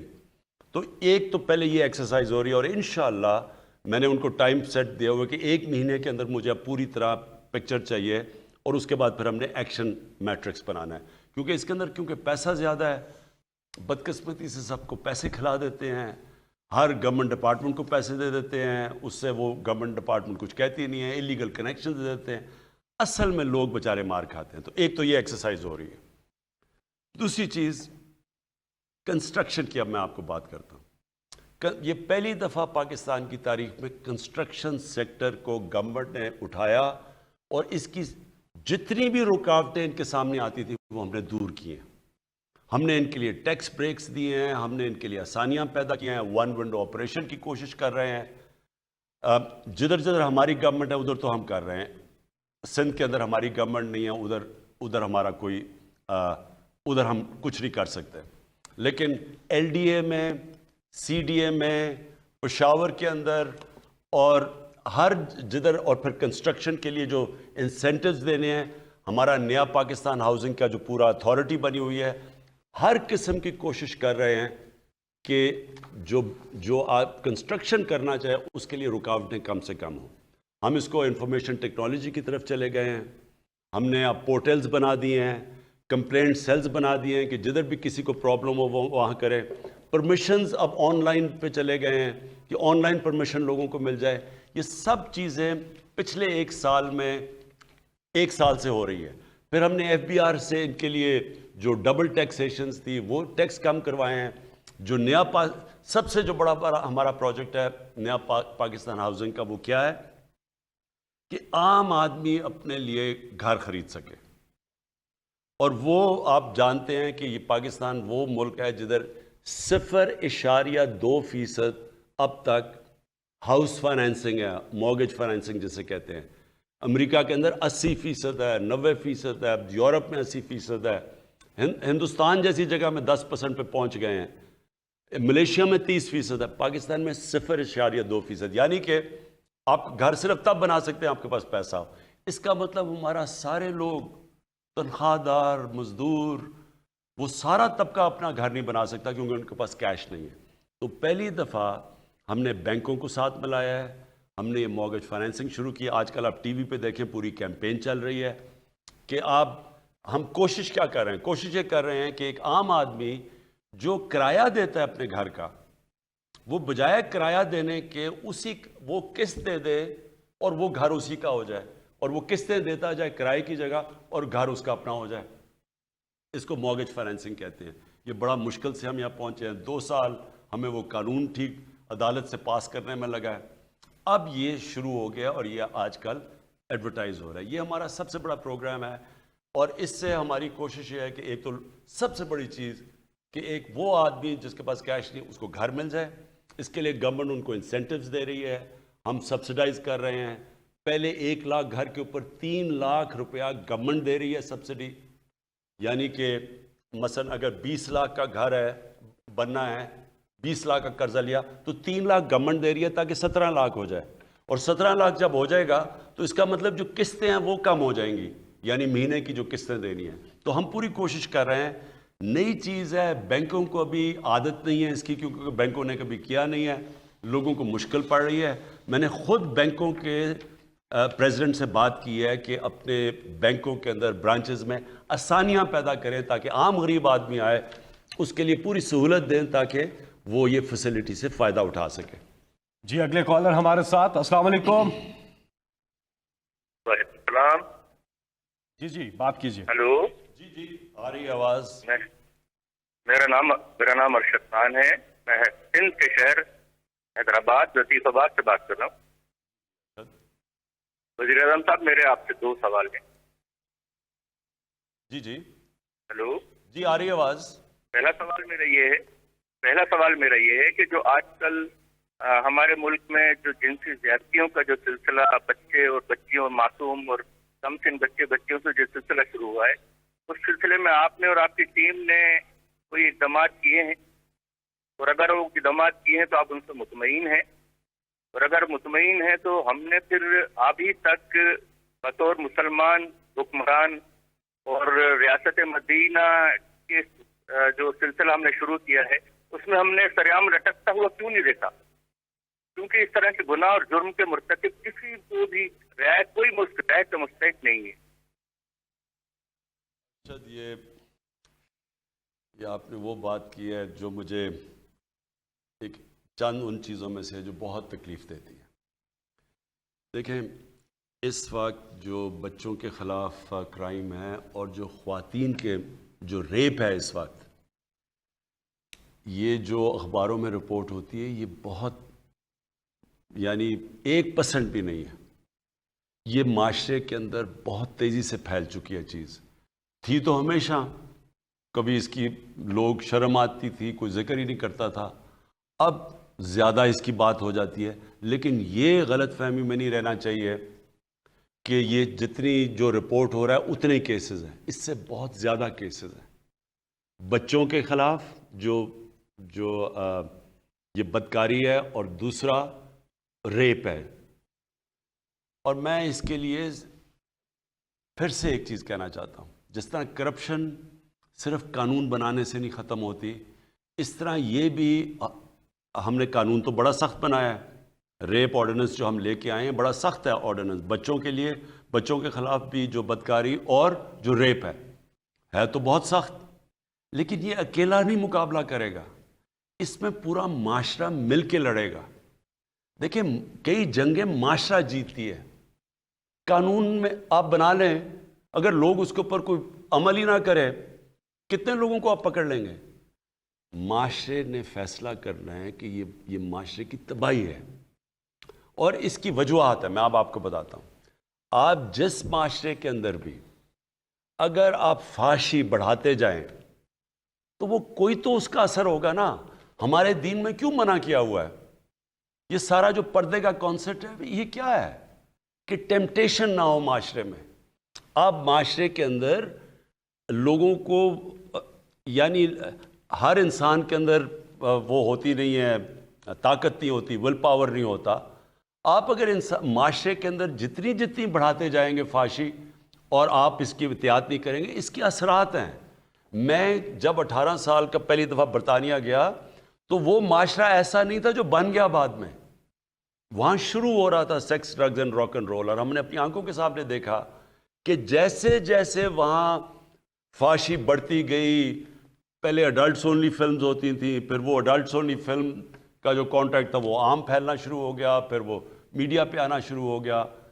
تو ہوا اس سے کیا, اس کا ڈائریکٹ امپیکٹ پڑا ان کی فیملی سسٹم پہ.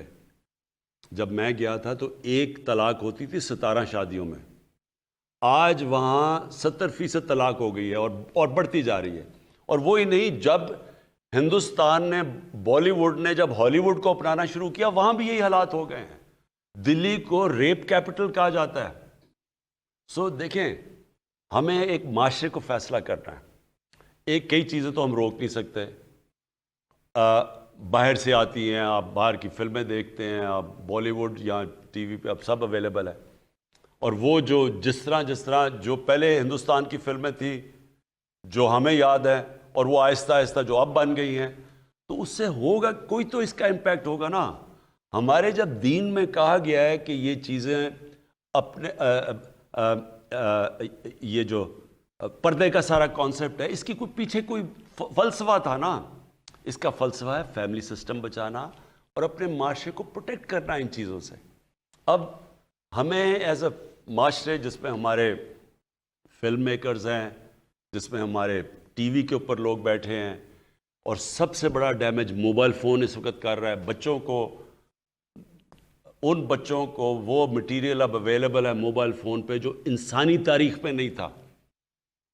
سو اس کے لیے ہمیں سارے ایک ہولسٹک اپروچ کی ضرورت ہے۔ میں یہ جو سارا ایک ترکی کا ڈرامہ لے کے آیا پریزیڈنٹ اردوغان کو کہہ کے، یہ جو ترکی کا ڈرامہ ہے، میں کیوں لے کے آیا تھا؟ کیونکہ میں جب شروع میں لوگوں کو، اپنے میڈیا کے لوگوں کو کہتا تھا فلم پہ کہ دیکھیں یہاں آپ جب انڈین کانٹینٹ لے کے آتے ہیں یا ویسٹرن کانٹینٹ کو کاپی کرتے ہیں تو ہمارے معاشرے میں تو اور حالات ہے۔ ہمارے تو کوئی ڈسکوز نہیں ہے، کوئی نائٹ کلبز تو نہیں ہے کہ جو عام آدمی آپ جب ان کو ایک قسم کی ایک کلچر دکھا دیں اور اس کے بعد ان کو یہاں تو ماحول ہی کچھ اور ہے، تو اس کا کوئی تو برا اثر جانا تھا نا معاشرے میں۔ لہٰذا میں نے جب انہوں نے کہا کہ نہیں جی ہم کوئی فلم ہی نہیں دیکھتا ہماری اگر ہم وہ انڈین ٹائپ چیزیں نہ کاپی کریں، تو وہ یہ جو آپ پلے ہے، یہ جو ٹی وی پہ سیریل چل رہا ہے، اس کے اوپر تو کوئی اس طرح کی چیز نہیں ہے اور ساری دنیا دیکھتی ہے اس کو۔ کہنے کا مقصد یہ ہے قانون تو ہم بنائیں گے، لیکن یہ سارے ہم نے مل کے، یہ بہت بڑی کینسر پھیلتی جا رہی ہے ہمارے معاشرے میں اور رپورٹ بہت کم ہو رہی ہے، ہم نے سب نے مل کے اس کا مقابلہ کرنا ہے۔ اگلے کالر ہمارے ساتھ۔ جی السلام علیکم۔ ہلو، وعلیکم السلام جی۔ جی کون صاحب؟ میرا نام منظور نقوی ہے، میں لاہور سے عرض کر رہا ہوں۔ جی فرمائیے جی۔ جی وزیر اعظم صاحب کو میرا سلام پہنچے پہلے تو۔ جی منظور صاحب سن رہا ہوں، وعلیکم السلام۔ میں وزیر اعظم صاحب، میں آپ کے حلقہ انتخاب سے ہوں اور میں آپ کے ساتھ کافی عرصے سے ایک نظریاتی سوچ لے کر چل رہا ہوں کہ آپ نے جو علم بلند کیا تھا کرپشن کے خلاف، مافیاز کے خلاف، شوگر مافیا، ڈرگ مافیا، جتنے بھی مافیات ہیں ان سب کے خلاف ایک آپ نے علم بلند کیا تھا، تو میں اس سوچ کا خود حامی ہوں اور میں آپ کے ساتھ صرف اسی وجہ سے چل رہا ہوں، شامل ہوں۔ لیکن مجھے ایک چیز نظر آ رہی ہے کہ 3 سال گزر گئے ہیں، ابھی تک ہم اس طرف چلے نہیں ہیں، اور یہ مافیا جتنے بھی ہیں یہ طاقتور ہوتے جا رہے ہیں، بلکہ معذرت کے ساتھ کہ آپ کی کابینہ میں بھی وہ نظر آتے ہیں مافیاز، اور ابھی تک ان کے خلاف کوئی ایکشن شروع نہیں ہوا۔ ابھی کچھ حال ہی میں 1-2 مافیاز کے خلاف آپ نے ایکشن لیا ہے جو بہت قابل ستائش بھی ہے اور ہمیں کوئی تسلی بھی ہوئی ہے، لیکن ابھی بہت کام باقی ہے اور ٹائم بہت تھوڑا رہ گیا ہے۔ تو جی منظور صاحب دیکھیں، میں جو آپ کے اندر یہ فیلنگ ہے نا کہ تیزی سے چیزیں نہیں ہو رہی، میں پھر سے آپ کو ایک چیز سمجھاتا ہوں۔ فرینچ ریولوشن ہوئی، انہوں نے جو بھی پرانے تھے ان کی گردنیں اتار دی، ایک دم سارا چینج آ گیا۔ خمینی کی ریولوشن ہوئی، سارے پرانے تھے وہ یا جہاز میں بیٹھ کے انہوں نے باہر بھیج دی اور یا ان کی گردنیں اٹھ گئی۔ دیکھیں یہ ہے ڈیموکریٹک چینج۔ ایک 2 پارٹی سسٹم جو 35 سال سے جڑیں گاڑ کے بیٹھا ہوا تھا، اس کو ریپلیس کر کے ایک نئے لوگ آئے ہیں، نئے لوگ آئے ہیں جن کو پہلی دفعہ حکومت میں، زیادہ تر تو ہم پہلی دفعہ حکومت میں آئے ہیں، جس کے اندر پرانا سٹرکچر وہ زیادہ تر وہی لوگ چیزیں بیٹھے ہوئے ہیں لوگ, وہ پرانا سٹرکچر ہے. چینج تو میں آج آپ میری سے آج کا دن نوٹ کر کے رائٹنگ میں میرے سے لے لیں کہ اس کو کوئی طاقت آپ نہیں روک سکتی. چینج تو آ رہا ہے, آپ کے سامنے چینج ہے. آپ کے سامنے سب سے بڑا چینج کیا ہے کہ 35 سال جو لوگ ایک دوسرے کو برا بھلا کہہ رہے تھے, جو کرپٹ کہہ رہے تھے, جو پیٹ پھاڑ کے پیسے نکالنے تھے, جس کو ایک سربراہ کو دوسرے نے جیل میں ڈالا, جنہوں نے ایک کے اوپر کیسز بنائے, سارے ایک پلیٹ فارم پہ کھڑے ہو کے ایک ہی بات کر رہے ہیں کہ جناب کسی نہ کسی طرح عمران خان کو فارغ کرو. ہمیں اور سب منظور ہیں لیکن عمران خان کو فارغ کریں. یہی ہے چینج. اور وہ چینج, وہ ڈیمانڈ, صرف وہ ایک چیز چاہ رہے ہیں کہ عمران خان یہ کہہ دے کہ ہاں جی وہ نیب کے میں سارے قانون چینج کر دے دو تاکہ سب NRO مل جائے یا فارغ ہو جائے. چینج یہ ہے کہ آج ایک وہ گورنمنٹ کھڑی ہے, وہ کہتی ہے آپ جو مرضی کر لیں. ہم نے یہ جو کیسز طاقتور, جو آج تک طاقتور ہمیشہ اپنے لیے پریولیج پوزیشن سمجھتا تھا, پولیس والا آتا تھا تو اسے کہتا تھا پتہ نہیں میں کون ہوں, یہ وہ گورنمنٹ ہے جو پہلی دفعہ کسی کو نہیں, یعنی جو قانون توڑے گا اس کے پیچھے ہے. آسان نہیں ہے, یہ کبھی بھی کام آسان نہیں تھا. طاقتور کے اوپر جب ہاتھ ڈالتے ہیں آسان کام نہیں ہے. ان کے پاس جو وکیل ہے ان کو 5-5 کروڑ روپے دے رہے ہیں. ہمارا ہے نیب کا وکیل یا جو بھی گورنمنٹ کا, وہ چند لاکھ روپے لے رہا ہے. آسان نہیں ہے یہ کام. اگر یہ آسان ہوتا تو یہ ساری ڈیولپنگ ورلڈ میں یہ پرابلم ہے جو آج پاکستان میں ہے. یہ جو میں نے آپ کو شروع میں کہا تھا 1000 ارب ڈالر غریب ملکوں سے امیر ملکوں میں نہ جاتا, کیونکہ ان کے پاس انفراسٹرکچر نہیں ہے, ان کے پاس وہ لیگل سسٹم نہیں ہے روکنے کے لیے اس پیسے کو باہر جانے کے لیے. امیر ملکوں سے کیوں نہیں جا سکتا؟ کیوں امیر ملک ہیں کیوں؟ کیونکہ ان کے پاس سسٹم بنے ہوئے ہیں. وہ طاقتور وہاں کوئی وہ حرکت نہیں کر کے بچ سکتا جو غریب ملکوں میں کرتا ہے. تو یہ ایک جہاد ہے, اپنے ذہن میں ڈالیں, یہ جہاد ہم لڑ رہے ہیں. میں صبح اٹھتا ہوں, میں یہ نہیں سمجھتا کہ میں کوئی آفس جا رہا ہوں, میں جہاد لڑنے جا رہا ہوتا ہوں. میں اپنے ذہن میں یہ کہتا ہوں کہ یہ میں اللہ کے لیے کر رہا ہوں, کیونکہ جب آپ اپنے کمزور طبقے کی حفاظت کرتے ہیں یہ اللہ کو خوش ہوتا ہے اس سے. میں تو اس کو یہ سمجھتا ہوں. اور آپ کے سامنے یہ جو چینی کا یہ جو سارا ہوا, یہ آپ کے سامنے آیا. آپ کو پتہ ہے انہوں نے جو سرکولیشن میں ابھی ہم نے پکڑا ہے, صرف پنجاب کے سٹا بازوں نے صرف چند ہفتوں کے اندر یہ جو سٹا بازی کی ہے, چینی پڑی ہوئی ہے اور وہ مہنگی ہوتی جا رہی ہے. آپ کو پتہ ہے ان کے کتنا پیسہ سرکولیٹ کیا؟ 600 ارب روپیہ. 600 ارب روپیہ صرف چینی میں ان کے بینک اکاؤنٹس میں سے پیسہ گیا جو ابھی ہم نے پکڑا ہے. 600 ارب روپیہ. آپ سوچ لیں کہ کس طرح کا پیسہ بن رہا ہے اور کس کا خون چوس کے بن رہا ہے؟ عوام کی. تو صرف میں آپ کو کہنا چاہتا ہوں صبر کریں, ہونا ہے, رکنا نہیں ہے. یہ جہاد ہے اور اس میں ساری قوم کو چاہتا ہوں کہ ساتھ میرے کھڑے ہوں, کیونکہ میں تو آپ کے لیے لڑ رہا ہوں. نہیں تو یہ میرے ساتھ سامنے سارے مل کے ٹولہ جو کھڑا ہوا ہے, جو ہوتا ہے وہ ساتھ کھڑا ہو کے تو جناب کسی طرح گورنمنٹ چلی جائے اور پھر شور مچا ہوا ہے. کوئی یہ بات نہیں کر رہا کہ گورنمنٹ نے آج تک اچھائیاں کیا کی. میں ابھی اس کے بعد میں یہ ضرور کہنا چاہتا ہوں کہ تھوڑی دیر میں آپ کو بتاؤں گا کہ ہمیں کون سا پاکستان ملا اور آج وہ پاکستان کدھر کھڑا ہے. مجھے یہ نہیں نظر آتا, کوئی اس کی بات نہیں کرتا کہ کس طرح ہم نے اس ملک کو سٹیبلائز کیا, کس طرح آج ملک معاشی طور پہ آگے جا رہا ہے. کبھی سنا ہے پاکستان کا روپیہ اوپر جانا شروع ہو جائے؟ نیچے تو گرتا ہم نے دیکھا ہے. 12 روپے کا ہوتا تھا ڈالر, آج جو ادھر آیا تو گرتا ہی گیا نا. یہ پہلی دفعہ ہے کہ پاکستان کا روپیہ مضبوط ہونا شروع ہو گیا. کچھ تو ٹھیک کر رہے ہیں نا ہم. کرونا کے دور میں ساری دنیا کا حال دیکھیں اور پاکستان کے سارے جتنے بھی اکانومی کے انڈیکس ہیں وہ پازیٹیو جا رہے ہیں. میں اس لیے چاہ رہا ہوں کہ ذرا حماد, آپ کو میں نے دعوت دی ہے, صرف یہ بتا دیں کہ پاکستان تھا کیا 2018 میں اور آج ہم کدھر کھڑے ہیں معاشی طور پہ. جب 2018 میں ہم نے حکومت سنبھالی تو ملک کے معاشی انڈیکیٹرز اس صورتحال میں تھے کہ ہم میڈیا میں جا کے لوگوں کو بتا نہیں سکتے تھے کیونکہ اگر ہم لوگوں کو کھل کے بتا دیتے تو کرنسی مارکیٹس میں، اسٹاک مارکیٹس میں ایک افراتفری کا عالم ہو جانا تھا. صورتحال یہ تھی کہ ملک آپ کا ڈیفالٹ کے قریب کھڑا تھا، فارن ایکسچینج ریزروز ہمارے تقریباً ختم ہو گئے تھے، اور جو 7-8 ارب ڈالر نظر بھی آ رہے تھے اسٹیٹ بینک میں، وہ بھی چھوٹے مدت کے قرضوں کے اوپر مبنی تھے جو 2-3 مہینوں میں واپس کرنے ہوتے ہیں اور رول اوور کرنا ہوتا ہے. اس صورتحال میں ہمیں سخت فیصلے کرنے پڑے. کرنسی کو ہمیں ڈی ویلیو کرنا پڑا، کیونکہ اگر ہم نہ کرتے تو ہمارے پاس $500 ملین نہیں تھے ماہانہ کہ ہم اس میں ڈالتے، اور ہم نے ڈیفالٹ کر جانا تھا. پھر ہمیں کچھ انٹرسٹ ریٹ بھی بڑھانا پڑا، لیکن اس کا پھر ہمیں ان سخت فیصلوں کا 1 سال بعد نتیجہ نظر آنا شروع ہو گیا.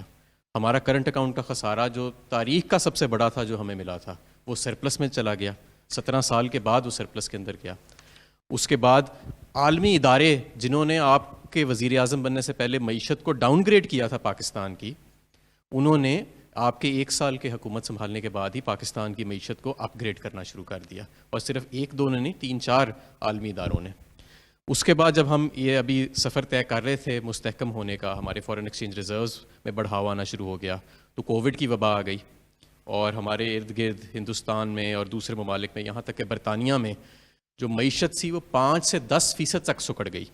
لیکن کیونکہ آپ نے بر وقت یہ فیصلہ کیا کہ ہم نے صرف جانوں کو نہیں بچانا بلکہ روزگار کو بھی بچانا ہے، تو ہم نے ایک حکمت عملی سے ہم چلے. ہم نے مغربی پالیسیز کو اندھا دھند فالو نہیں کیا، تو ہمیں صرف 0.4% کنٹریکشن یعنی سکڑاؤ نظر آیا، اور وہ بھی ہم نے بڑی جلدی کور کر لیا.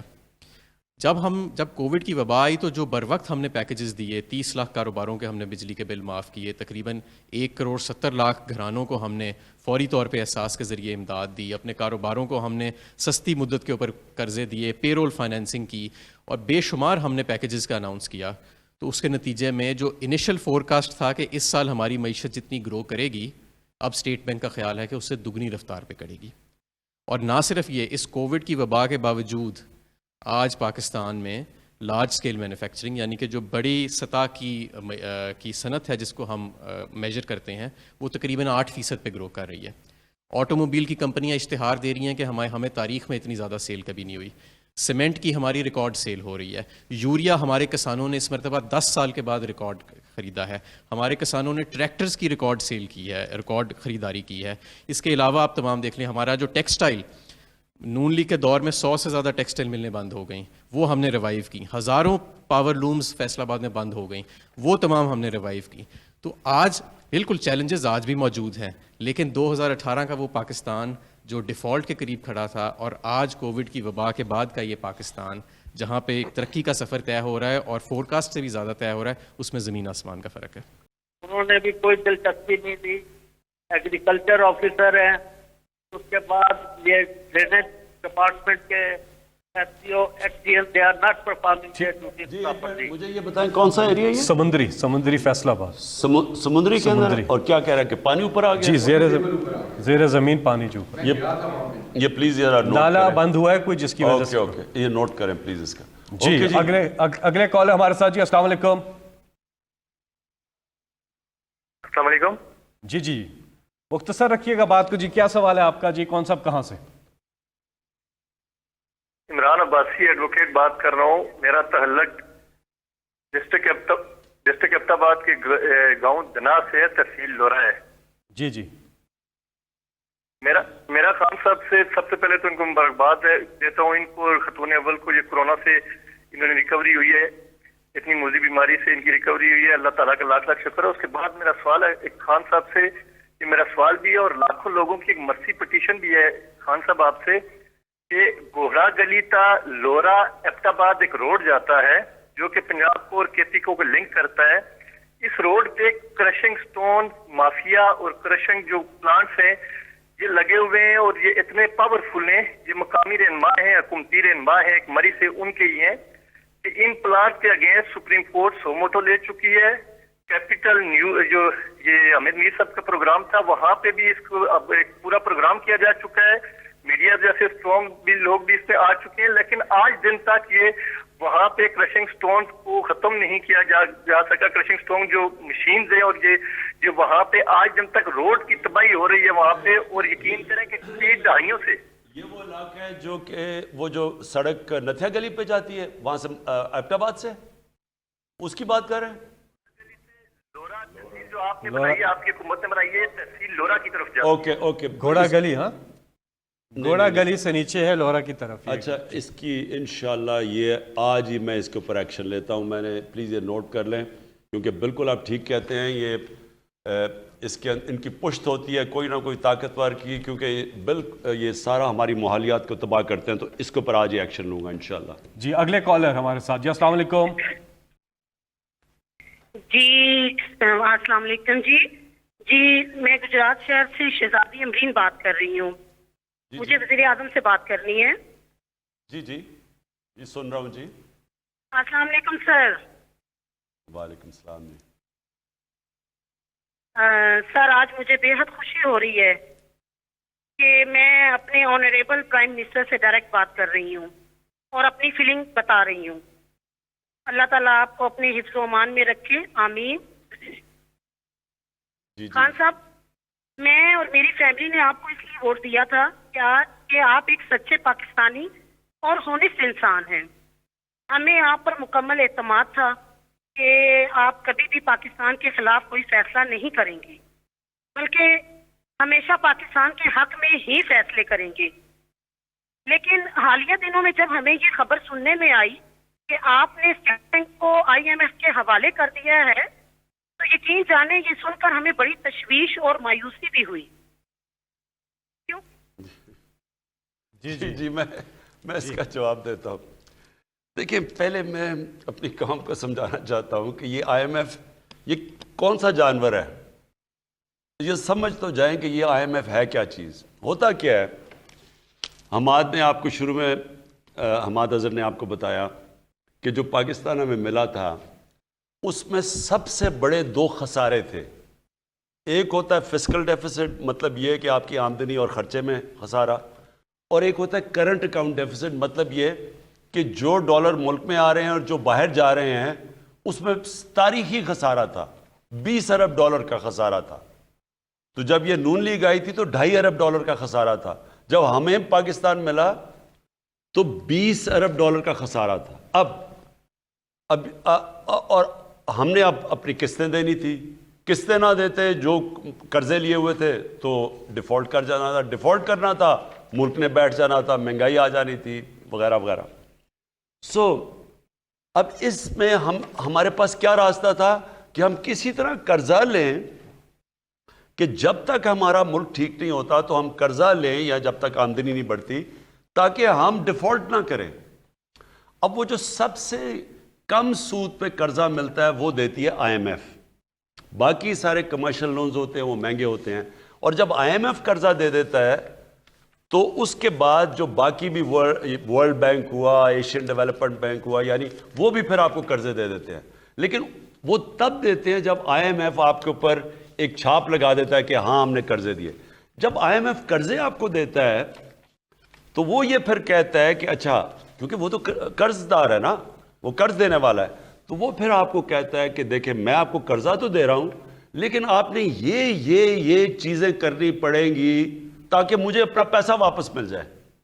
آپ کو اگر گھر پہ قرضہ چڑھا ہو, اب آپ نے جانا ہے لوگوں سے پیسے مانگنے کے لیے کہ جی اچھا میں دکان قرضے سے لیتا ہوں, وہ دکان کی آمدنی سے آپ کے قرضے واپس کروں گا, میں اپنے خرچے کم کر دوں گا. تو جو بھی آپ کو قرضہ دے گا وہ سب سے پہلے تو یہ پوچھے گا مجھے پیسہ واپس کیسے آئے گا. اسی طرح IMF آپ کو کہتا ہے کہ میرا پیسے واپس لانے کے لیے آپ کو یہ چیزیں کرنی پڑیں گی, نہیں تو میں پیسے نہیں دوں گا. اب ہمارے پاس یا تو ہم IMF کے پاس نہ جائیں, کمرشل بینک کے پاس جائیں, وہ جو جس سود پہ وہ قرضے دیں گے وہ ہم برداشت ہی نہیں کر سکتے, کیونکہ سب سے کم سود IMF لیتا ہے. تو لہٰذا جب آپ وہاں جاتے ہیں, مصیبت تو یہ ہے کہ ہمیں تو وہاں جانا چاہیے نہیں تھا. ہم پہلے کیوں اپنے ملک کو اس طرح کرتے ہیں, کتنے بڑا خسارہ چھوڑ کے چلے جاتے ہیں.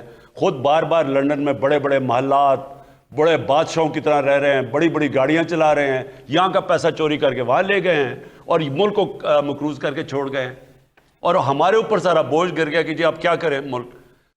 جب ہم IMF کے پاس گئے انہوں نے کنڈیشنز لگا دی. اب اللہ کا کرم یہ ہے کہ آج آپ ذرا سمجھ جائیں کہ آج ہم کھڑے کدھر ہیں. ابھی ہمارے ایک تو اس نے یہ آپ کو بتا دیا نا کہ ہماری ساری چیزیں پازیٹیو ہیں.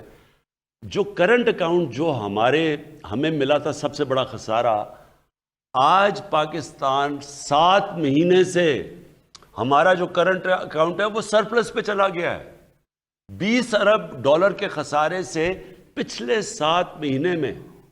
یہ بہت بڑی ہماری اچیومنٹ ہے جو کوئی اس کے اوپر بات ہی نہیں کرتا کہ آج ہم سرپلس پہ ہیں. ہمارے ملک میں زیادہ ڈالر آ رہے ہیں, کم باہر جا رہے ہیں, جس کی وجہ سے روپیہ مضبوط ہو رہا ہے, جس کی وجہ سے اتنی دیر کے بعد روپیہ طاقت پکڑ رہا ہے. اگر خسارہ ہوتا روپیہ نے نیچے گرنا تھا.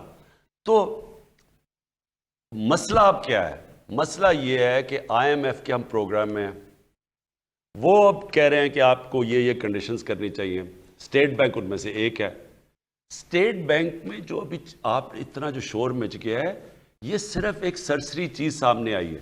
اس کے اوپر ابھی پارلیمنٹ میں جا کے ڈیبیٹ ہونی ہے پوری, اور پارلیمنٹ میں ڈیبیٹ یہ ہوگی, سارے اپنے سامنے رکھیں گے. ظاہر ہے ہم کوئی ایسی چیز تو نہیں کرنے لگے. میری تو کوئی باہر پراپرٹیز نہیں ہے, میرے تو باہر بینک اکاؤنٹس نہیں ہے, میرا تو جینا مرنا یہاں ہے. وہ کوئی آپ سمجھتے ہیں کہ میں ایسی چیز کروں گا جدھر پاکستان کے انٹرسٹ کو میں کمپرومائز کروں گا؟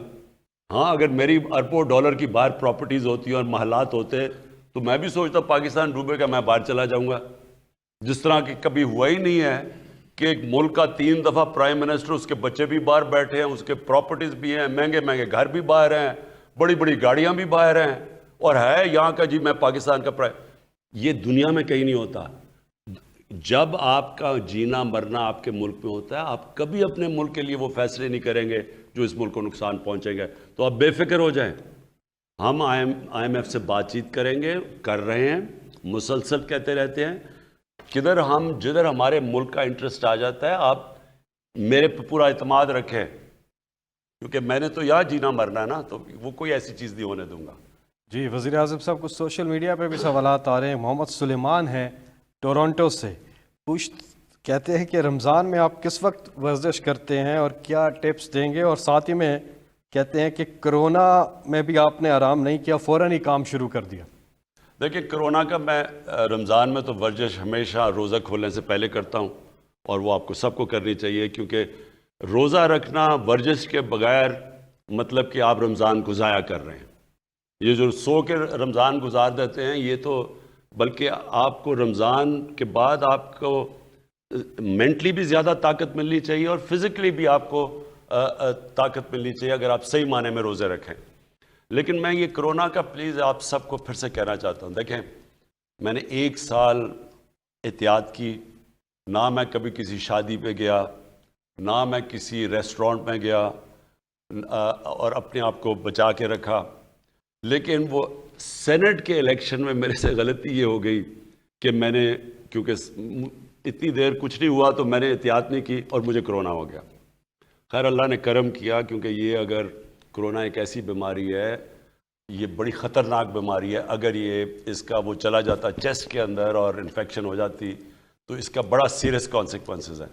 میں آپ سب سے پھر سے تاکید کرتا ہوں کہ دیکھیں, یہ تیسرا ویو جو ہے, میں آپ کو جتنا بھی کہوں یہ کم ہے کہ آپ کم از کم یہ اپنے ہر جگہ پہن کے جائیں. اس سے بہت سب سے زیادہ فرق پڑتا ہے اس سے.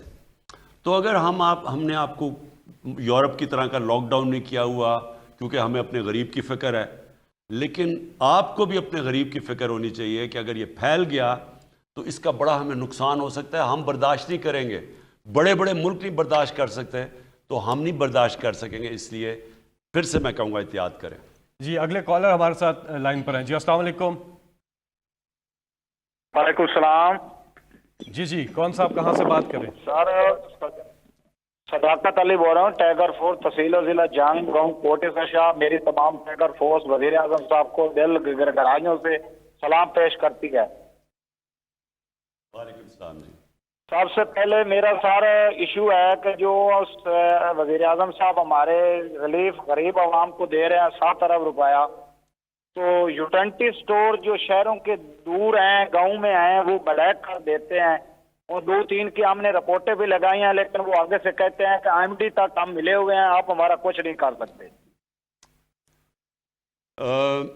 پاکستان سے اس کا بڑے کالز آ رہی ہیں، بتا رہے ہیں یوٹیلیٹی سٹورز کی میں یہاں حماد بیٹھے ہوئے ہیں انڈسٹریز کے منسٹرز اور ان کا ڈیول چارج فائنانس کا بھی ہے، تو میں اس کے اوپر پورا ان کے اوپر زور لگاؤں گا کہ رمضان میں ہم نے یوٹیلیٹی سٹورز کے اوپر پورا سامان پہنچانا ہے، ہم نے ان کے اوپر نظر رکھنی ہے۔ مجھے صرف افسوس یہ ہے کہ ہم نے کوشش پہلے کی تھی کہ یہ سارا آٹومیشن کے اوپر آ جائے، یعنی کہ سارا جو یوٹیلیٹی سٹورز ہیں یہ آٹومیشن پہ آئیں۔ مجھے افسوس سے کہنا پڑتا ہے کہ ان کے اپنے لوگوں نے بیٹھ کے یہ ہونے نہیں دیا، انہوں نے سیبوٹاج کیا، عدالت میں کیس کر دیا، وہ آٹومیشن نہیں ہوئی، نہیں تو ہمیں یہ پرابلمز نہ آتے۔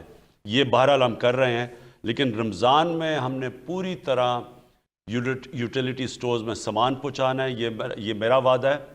اور ساتھ ساتھ ہم نے رمضان بازار کھولنے ہیں تاکہ لوگوں کو سستی چیزیں ملیں، اور اس کے اوپر ہم پوری کوشش کر رہے ہیں۔ اور اس کے علاوہ ایک احساس پروگرام ہے ہمارا، ہم تقریباً 75% پاکستانیوں کا اب ڈیٹا بن چکا ہے، اور یہ ہمارا ڈیٹا جیسی جیسی کمپلیٹ ہوگا ہم اب لوگوں کو باقاعدہ سٹورز کے اوپر عام آدمی کو موقع دیں گے کہ وہ سستا آٹا خرید سکے، وہ سستی گھی خرید سکے۔ ہم نے لوگوں کی تحفظ کے لیے یہ اب احساس کا، یہ دنیا میں بڑے کم ملکوں میں اس طرح کا پروگرام ہوگا، یہ ہم نے پورا ڈیٹا بیس پہلے ڈیولپ کیا، اور انشاءاللہ جون تک 100% ہم کور کر لیں گے پاکستان کو، تو ہم ڈائریکٹلی لوگوں کو، عام آدمی کو ڈائریکٹ سبسڈی دے سکیں گے، اور وہ بنیادی چیزوں پہ، دالوں پہ، آٹے پہ، گھی پہ، تاکہ عام آدمی کے لیے یہ جو مہنگائی کا بوجھ ہے یہ نہ پڑے۔ جی، آپ کی کالز کا سلسلہ جاری ہے، آخری چند کالرز سے ہم آج کی نشست میں بات کریں گے، اور وزیر اعظم پاکستان عمران خان صاحب ریگولرلی یہ پروگرام آپ کے ساتھ کیا کریں گے، آپ کے سوالات سنیں گے۔ اس وقت ایک وقفے کا وقت ہے، اور اس کے بعد پھر واپس آتے ہیں۔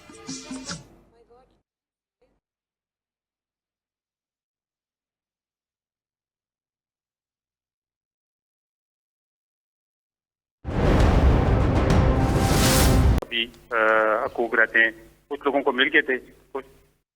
جی، میں پہلے تو آپ کو خوشخبری سنانا چاہتا ہوں کہ کچی آبادیوں کے اوپر ہم نے اب سب سے زیادہ کام کیا ہے، اور یہ ماڈل ہم کدھر سے لے رہے ہیں؟ یہ ترکی کے اندر انہوں نے یہی ماڈل کیا ہوا ہے، میرے خیال میں سنگاپور میں بھی انہوں نے یہ کیا تھا، اور ممبئی کے اندر بھی انہوں نے ایک ماڈل کیا۔ وہ ماڈل کیا ہے؟ وہ کہ ہم کچی آبادی کا جو سارا ایریا ان کو رجسٹر کر رہے ہیں لوگوں کو، اس کے بعد ہم آدھی اس آبادی کو بلڈرز کو بلا رہے ہیں، آدھی پہ وہ کمرشل بلڈنگز کھڑی کریں گے، اور آدھی کے اوپر سارے لوگوں کو، جو بھی وہاں لوگ ہیں ان کے لیے باقاعدہ ایک بجلی گیس دے کے ان کے لیے زبردست قسم کے فلیٹس بنائیں گے جو اوپر چلے جائیں گے۔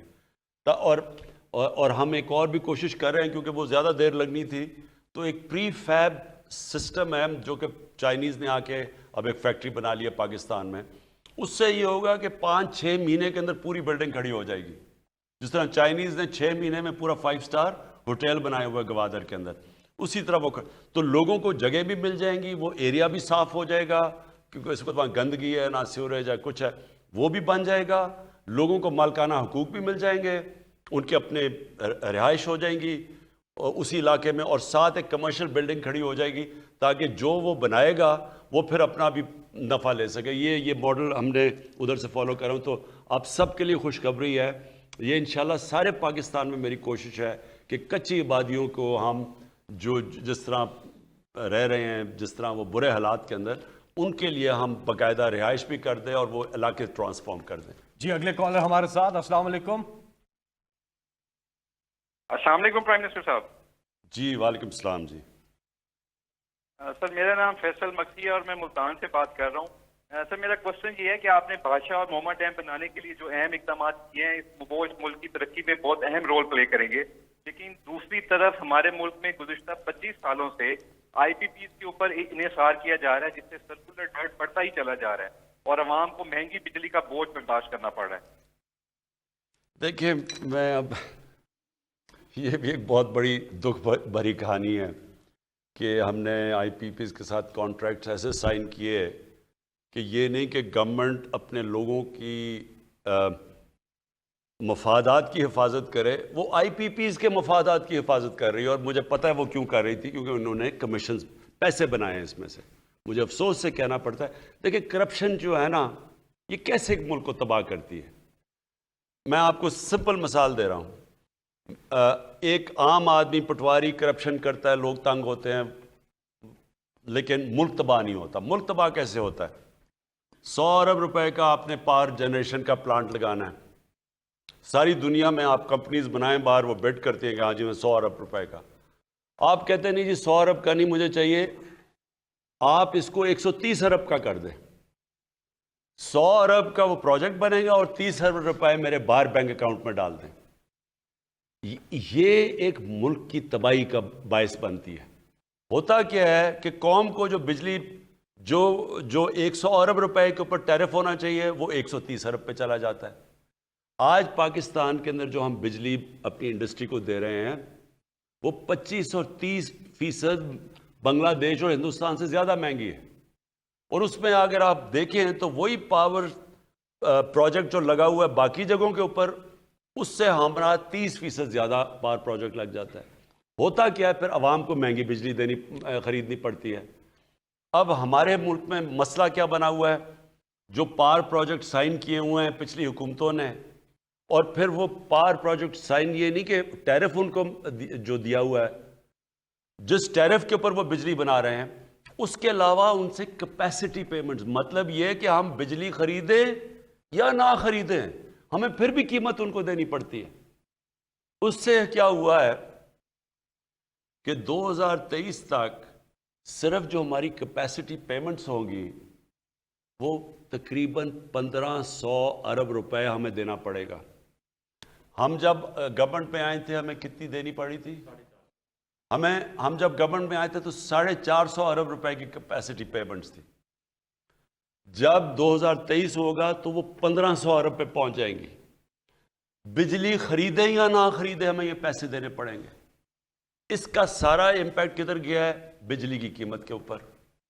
اب جو بجلی ہم جس پہ بجلی ہم لوگوں کو دے رہے ہیں اور جو ہمیں ابھی گورنمنٹ کو کاسٹ کر رہی ہے، اس کے اندر ابھی بھی کوئی 3 روپے کا فرق ہے. یعنی 14 روپے کی اوسط یا اس کے ارد گرد دے رہے ہیں عوام کو بجلی. نچلے لوگوں کو کم ہم سبسڈائز کرتے ہیں لیکن اوپر مہنگی ہوتی جاتی ہے. لیکن جو گورنمنٹ کو ہمیں بجلی پڑ رہی ہے وہ 17 روپے پہ پڑ رہی ہے. تو یہ جو بیچ میں 3 روپے ہے یہ جا کے گردشی کرتا ہے.